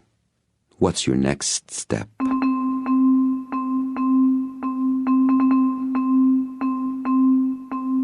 The sun had come very close to setting completely as we walked out and down the winding, tree-lined drive away from the house. It was a warm evening. The trees' new leaves shimmered as their tops and branches rocked, dancing gently in the welcome breeze. We didn't speak for a long time, the only sound being that of our sneakered footsteps on the blacktop drive. I was again reflecting on all I had done and seen and heard in the last 2 days. 2 days! It was a week's worth. No, more. I looked over at them, walking hand in hand together. They were quite the couple. Handsome, beautiful, powerful, successful, and yet so real, so wonderfully human. All I wanted to be. I suddenly felt an urge to be with my wife, Kathy, and the kids. Boy, I'd cheated them, I thought. I'd taken myself away, hidden from them as I'd been hiding from everything else. I let out a sigh and looked down at my feet as we were walking. "He's thinking," Rachel commented. "He does that," her husband replied. "Why is he looking down at his feet?" Rachel asked. "Snakes," her husband said. "He's protecting us from the snakes." I laughed. "New habits, my new friend?" said Rachel. "The moment you notice you're thinking in old ways, adding to that other side of the scale, just run your movie, pick a scene, any scene." "Ah," I sighed again. "Is it really that easy?" "Yes, sir," she said. "It just takes time. Remember how long it took the old ones to pile up in there." "Yeah, I know," I said. "There's another matter," the greatest networker, the male one, added, "and that's, to what are you committed?" "My wife, my children, myself. And I'm committed to being a success in this business," I said, looking over at them. "So, what's your next step?" he asked. "Gosh," I said, sighing again, and this time allowing all the air to leave, leaving me completely empty. As I sucked in my next breath, I leaned my head back and closed my eyes. A flood of images came into that movie theater in my mind. Scenes of me talking with people enthusiastically, happily, people with whom I'd been reticent to speak with for some kind of fear or another, people like my boss at work, Kathy's dad, he was a tough cookie, others too, strangers, old friends, people I thought wouldn't want to hear what I had to say about network marketing. I was talking with all of them now, easily, effortlessly, successfully, and they all loved me for it, admired me, respected and trusted me. I opened my eyes to the growing darkness around me, and more pictures flashed across my mind. They just came now. I didn't have to do anything to encourage them. I thought about making appointments with my wife and kids, having my children coach me and how to have fun with them, and with myself as well. I saw us playing together, rolling down a hill covered with fall leaves, at Disney World, on rides together, taking pictures with the Disney characters, Mickey Mouse, Goofy. I saw us splashing in the surf, making things together, playing in the snow, taking skiing lessons, chasing fireflies, laughing, hugging, holding hands, reading them stories, kissing them goodnight. There were pictures of my making dates with Kathy for romantic Italian dinners and getaway weekends, seeing her in new outfits, bright and beautiful, looking gorgeous, people stopping and staring at her. How proud I felt, how lucky. She's so wonderful, so loving, so strong, so powerful too. I saw us in Europe together. I saw the big, deep, bright green emerald ring she's always wanted on her finger. I saw us happier than we've ever been, having fun, closer, talking more together, sharing, more in love. I saw myself back in Cambridge, laughing with the guys, playing with those new clunky computers, being a real pioneer. Oh, I wanted that again. Now, right now. I wanted that feeling of doing something few people had ever dreamed of doing, and having it be a lark, a ball, a grand and glorious game of discovery and invention. I saw myself dressed in new suits, Italian, English, with real buttonholes, made of the most sumptuous, sensual cloth. I looked fantastic. Bright ties, matching handkerchiefs, elegant, with a gold Rolex. shaking hands, seeing people out of the corner of my eye pointing at me, talking about me, how successful I was, what a great guy I was, how I deserved all my good fortune, how they wanted to be like me. I pictured myself walking in the town of Nara, Japan, down the small picture postcard, cobblestone street in front of Kazuko's precious house. I felt the tranquility of her garden, its timelessness, the freedom and peace. I felt at home there, on the other side of the world, and I loved having her as my friend. I saw myself all over the world, in China, Russia, all kinds of places, talking with friends, being welcome, valued, honored. I conjured up pictures of me speaking to groups of people about network marketing, sitting, speaking earnestly with them, answering all their questions. I saw myself teaching people, reaching out to them, caring about them, for them, revealing their dreams, showing them ways to accomplish their goals they never even imagined were possible before. I saw myself as an inspiration for people, proof that they could do it too. Look at me, I saw myself tell them. If I can do it, if I can succeed, so can you. Come on, just change your beliefs. Just know that you make it all up, so you might as well make up living your dreams.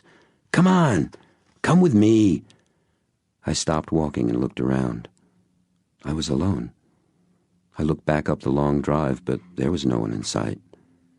I smiled and sighed. They knew, I thought. They knew. I walked along the shadowed drive, flitting between experiencing the special shapes and sounds of the country evening and the parade of pictures that marched through my mind. I got to the parking area at the end of the driveway, which was awash with floodlight. There was a large piece of paper placed beneath the windshield wiper of my car. I walked over, lifted it free, and read the handwritten note. You're welcome to spend the night. Your bed is ready, but we thought you might want to go home and be with your family. There's a hot cup of tea and a travel mug on the seat of your car. It will help you stay awake and alert. Come to the hotel next Thursday. I'm the guest speaker. Call whenever you want. You're very special to us. I looked up at the house.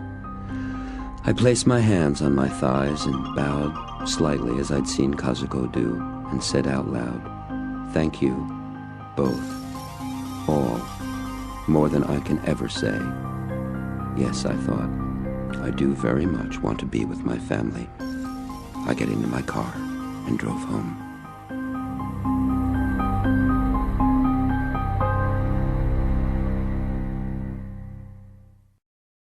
Chapter 15.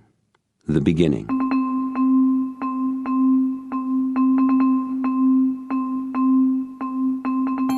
It's been quite the week, I thought as I drove to the hotel that Thursday after work. If someone would have told me beforehand that the events that happened to me were going to happen, I would never have believed them. But then I was beginning to believe anything was possible.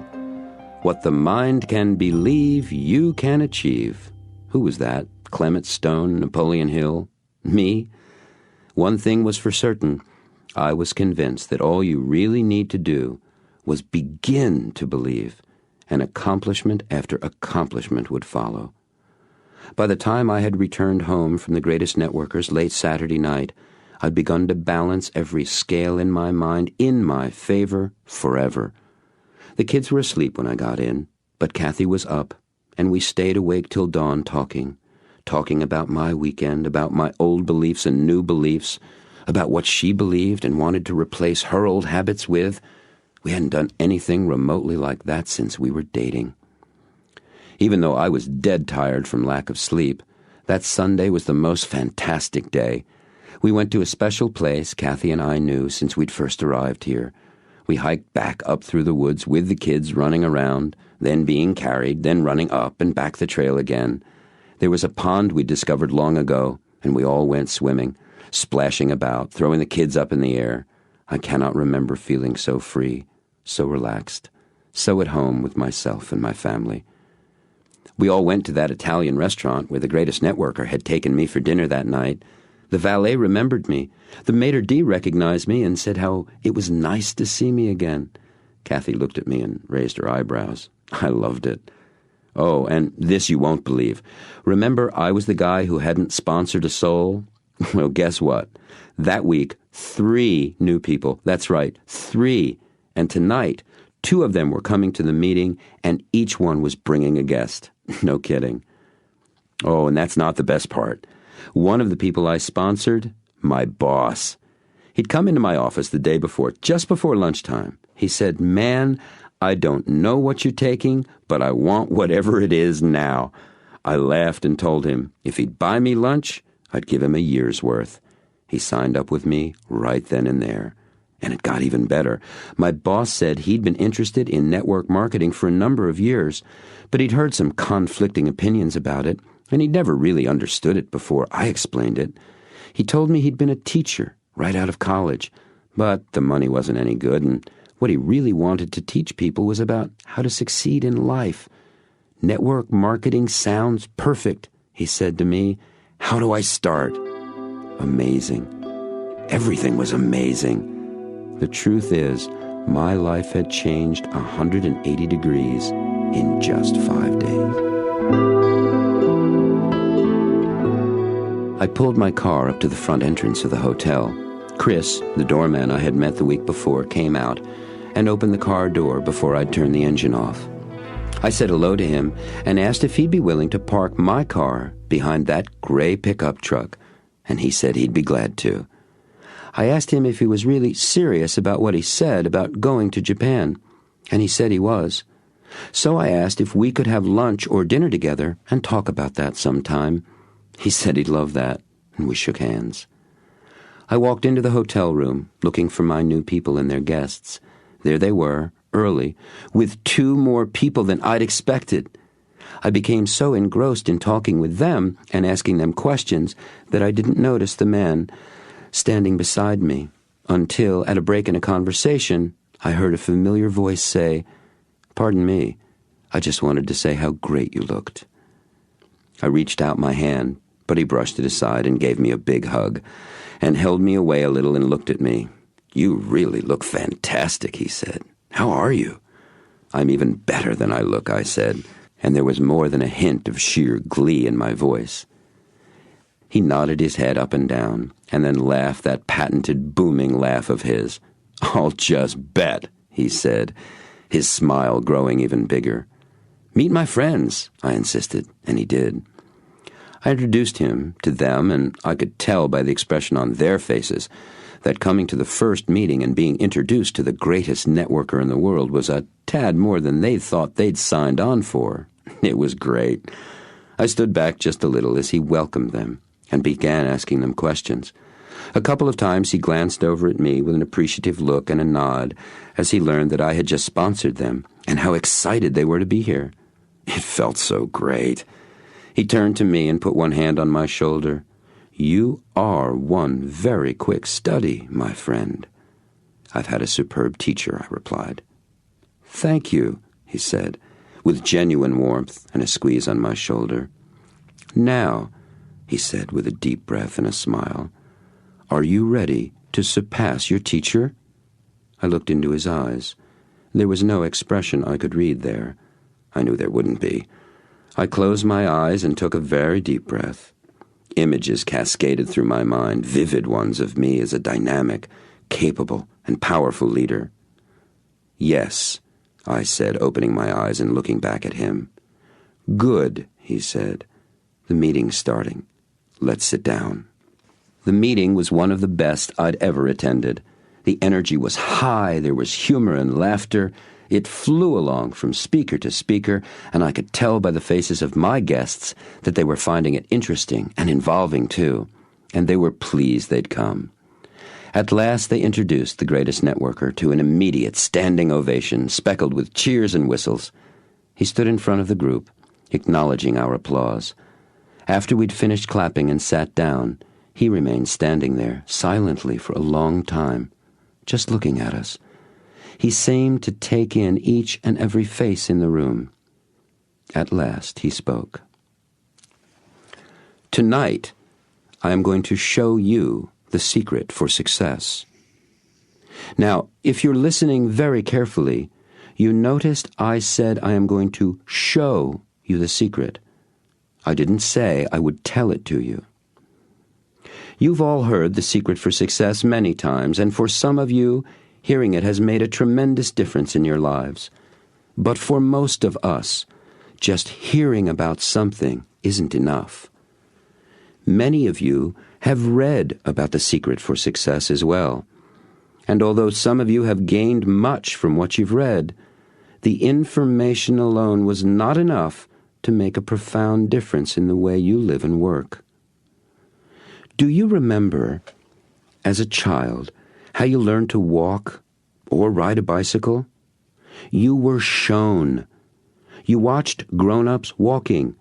You saw how they did it. Then someone walked with you, helped you, picked you up when you fell, all the while holding your hands as sooner or later you boldly stepped out, moved your legs, and you walked. You were free at last. Someone put you on a bike and ran along beside you, holding the seat to keep it steady so you wouldn't fall off, and showed you how to do it. And one day, perhaps minutes after you were first shown how, maybe hours or even days, you rode that bicycle. It wobbled. You were afraid. But finally, you took off down the sidewalk, riding that bike all by yourself. You were free at last. In each instance, although you knew much about how to walk and ride, that knowledge alone wasn't enough. You knew all about how, but you couldn't do it yet. Knowing that information wasn't enough. In fact, what you knew was actually of little use to you.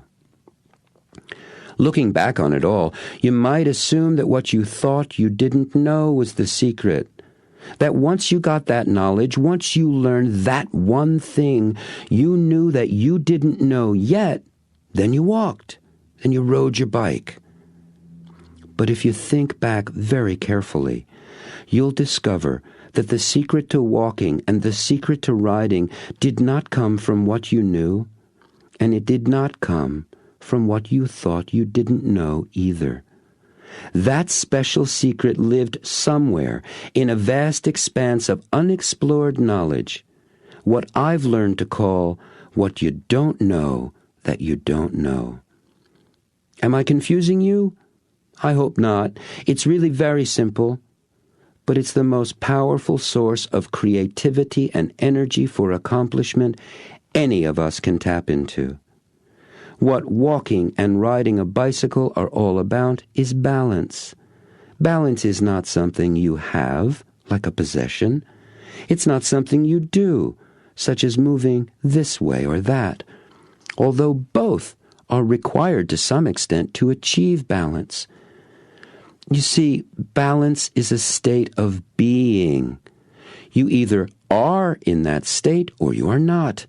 You are either walking or falling down, riding or crashing. Balance is the key. Once you attain the state of being balanced, you've got the secret. No one will ever take it away from you. It cannot be lost or stolen. It cannot even be forgotten, although you may experience moments when you don't remember that you remember, but they don't last long. So, why am I telling you all of this? Some of you are asking yourselves that very question, and his booming laugh filled the room as he said, "I can see by some faces that you are. Good. I'm telling you this about being shown, about what you don't know that you don't know, about balance, because success, having success and doing successful things is exactly like acquiring balance. It is a state of being. You are either being successful or you are not. There is no in-between. It's a passing or failing grade, black or white, no gray like being pregnant. So are you successful, yes or no? Are you? He paused, and again seemed to look at every one of us. For my part, I asked myself the question, yes or no, was I successful? I answered immediately, and out loud, Yes. He looked directly at me. You answered yes, he asked, moving from the podium over to the side of the stage closest to me. Will you stand up, please? He requested. I did. You are successful, he said. That's wonderful. Tell me, when did you realize that? Sunday, I said. This past Sunday? Yes, I laughed, just this past Sunday, and I could hear the chuckles behind me throughout the audience. Please, come up on stage and tell us what happened, he asked. I took a deep breath and looked at him. He smiled and encouraged me to join him on stage. I went up and stood next to him. He introduced me to the audience, asked for a microphone for me, and as the man with the mic wired me for sound, he explained how we met. He told the people about the man he first saw one short week ago, sitting in his hiding place in the back of the room. He reported in specific detail how I had described my business to him, how I had felt about that then and what I was planning to do. That just this past Thursday, I'd been at my last meeting. I was quitting the business. He told them about the success I had achieved, sponsoring new people, having my guests present tonight. He described my guests, how they seemed to him excited and enthusiastic about being here, how when he spoke with them, they had told him that discovering network marketing, finding a place and people who honored their values, that gave them a way to fulfill their life's purpose, was something for which they'd each been searching for years. He told the audience about my life purpose, as I had shared it with him, the things I valued and what they meant to me and what they provided for me. As he spoke, I was touched by the pride that was evident in the way he talked about me. Literally, tears welled up in my eyes, and I found myself raising my glasses to wipe my eyes clear as well. No one had ever said these things about me before, and certainly no one had ever done so in front of a few hundred people. He said I was an inspiration for him. He said he was so proud of me. He called me a young master. And then he said, I promised that I would show you the secret for success. He put one arm around my shoulder, pointed to me with the other hand, and said, Here it is. The silence of the room was a roar in my ears, the faces staring up at me a blur. I had the sensation of falling, yet I knew I was standing, floating, yet I knew my feet were firmly planted on the carpeted stage.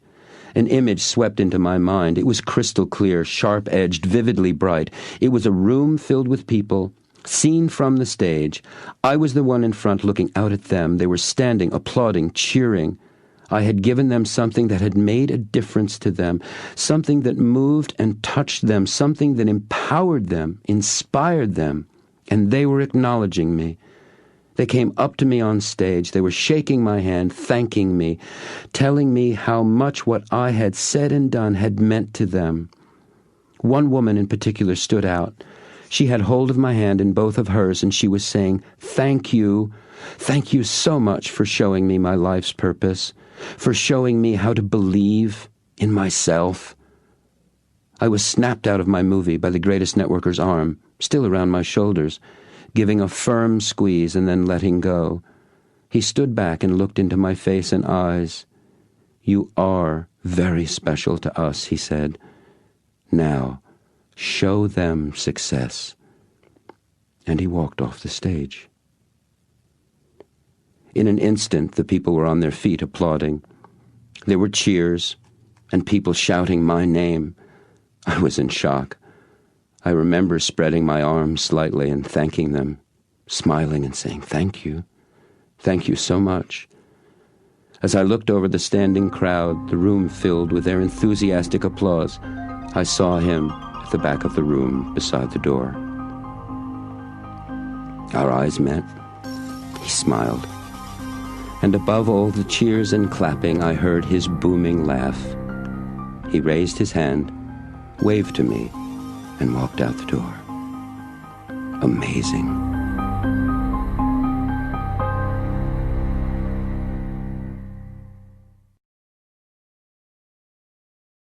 Epilogue.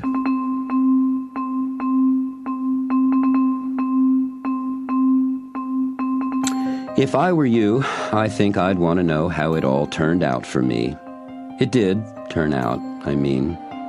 And as amazing as it seems, at least it seems that way to me, it's all pretty much the way you'd expect. That Thursday night 5 years ago was the first of many, now countless, wonderful evenings where I've been able to show people what it takes for them to be successful. It's what I do for a living now. My network marketing business prospered from then on. I've gone on to build an international organization. I'm working on my third book. The first two are industry bestsellers. And although a precise count is nigh on impossible to calculate, if I haven't already, I'm certainly well on the way to making a good-sized difference in the lives of millions of people. It is a blessing. I am a very lucky man. I've achieved pretty stunning success in every area of my life. My relationships and partnerships, especially with my family and friends, are the greatest source of pleasure and satisfaction in my life. I am rich, a millionaire, actually a couple of them by now. I've been to Japan, China, and Russia, and lots of other places I never even dreamed of. And Disney World. Remember how much I wanted to take my kids there? Well, we go twice a year now, except it's not just with my kids. Kathy and I take a group of about 50 kids who are part of a program my network organization and I are involved with that helps abused kids in our city. My own kids get to be the hosts, and they dearly love that. So do I. A fairy tale life, problem-free? No way. Truth is, I've had more than my share of problems. If anything, as my dreams and achievements grew larger and larger, the roadblocks that seemed to come up got bigger and more impressive, too. But along the way, I happened upon a life lesson that has given me more freedom than almost anything I ever learned. It is simply this. We are that problems are bad. That we are that problems are bad isn't just what we think, and it's not just a feeling we have or wisdom to which we adhere as a truth. It's a way of life for human beings. Usually, we are as unconscious of it as fish are of the water in which they swim. Problems are bad. That's the way it is. That's the way we are. We are born, we eat, we breathe air, and we are that problems are bad. But what if problems were not good or bad? What if they just were? And what if, because problems were just things that happened, we could make them into whatever we wanted? Whatever served and empowered us at that time? What if every time a problem occurred, we chose to have it be fun? At a certain point, when I was tired of problems being bad, I decided to have them all be as Richard Bach described in his wonderful book Illusions. There is no such thing as a problem without a gift for you in its hands. You seek problems because you need their gifts. The day I started seeing problems as gifts was the day my life became Christmas and my birthday, 365 days a year. In fact, I could fill another entire book with all the marvelous gifts that have come to me since that fateful evening when I first met the greatest networker in the world. Are you wondering if I finally did buy his house? Yes, I did. You may remember I had a vision of sitting in his study office, speaking with a young woman, much the same way he and I sat there so long ago. That's happened many, many times now. And if you're wondering, do we see each other? Yes, we do. Our families are quite close. He and Rachel moved to a plantation in Kauai in the Hawaiian Islands about 2 years ago. We spend Christmas with them there every year. Bobby's in school in Germany. Rebecca opted not to go to college. She's teaching riding at a stable in Virginia. Kazuko goes back and forth from Nara to Hawaii. Everyone's well and happy. Really, it's just as you'd expect them to be. When I set out to write this book, I hoped I would do a reasonable job in telling this story as it happened. Now I feel sure I've done that, but I still have a question. I wonder, are you convinced, beyond all shadow of even the most fleeting doubt, about the awesome power you have to change your habits of belief? Do you know fully and completely what a tremendous impact doing that will have on your life and on the lives of countless people whose lives you touch? I hope with all my heart and mind that your answer is yes, now or soon, that you got it, that you understand the phenomenal creative power and freedom you have to live any way you choose to believe is possible.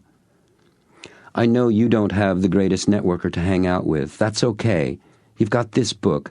And what's more, you've got all the other wonderful books and tapes and marvelous men and women who are masters of this secret for success. And truly, they are everywhere. And their lives are devoted to giving the secret away. There are mentors lurking everywhere, just waiting to serve you. All you have to do is go on record as being ready. They'll show up immediately. When the student is ready, mine show up all the time now. I thank you for listening to this book on tape. And now I'd like to share with you a simple secret for learning that has served me very well since it was first taught to me. Now that you've heard it, listen again, and then listen a third time. I've read the Coaching Kids book at least 20 times since I first saw it that Saturday morning at the Greatest Networker's house, and I've gotten something new from it every single time. When you do listen to the book again, use it as a flashlight.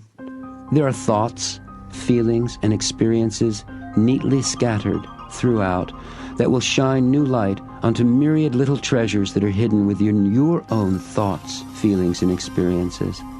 And that, like your yet-to-be-revealed mentors, are waiting for ready discovery.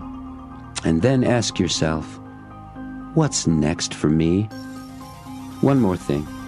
If you come across somebody in our business who seems like, well, they're ready to explore what they don't know yet, lend them your copy of this tape.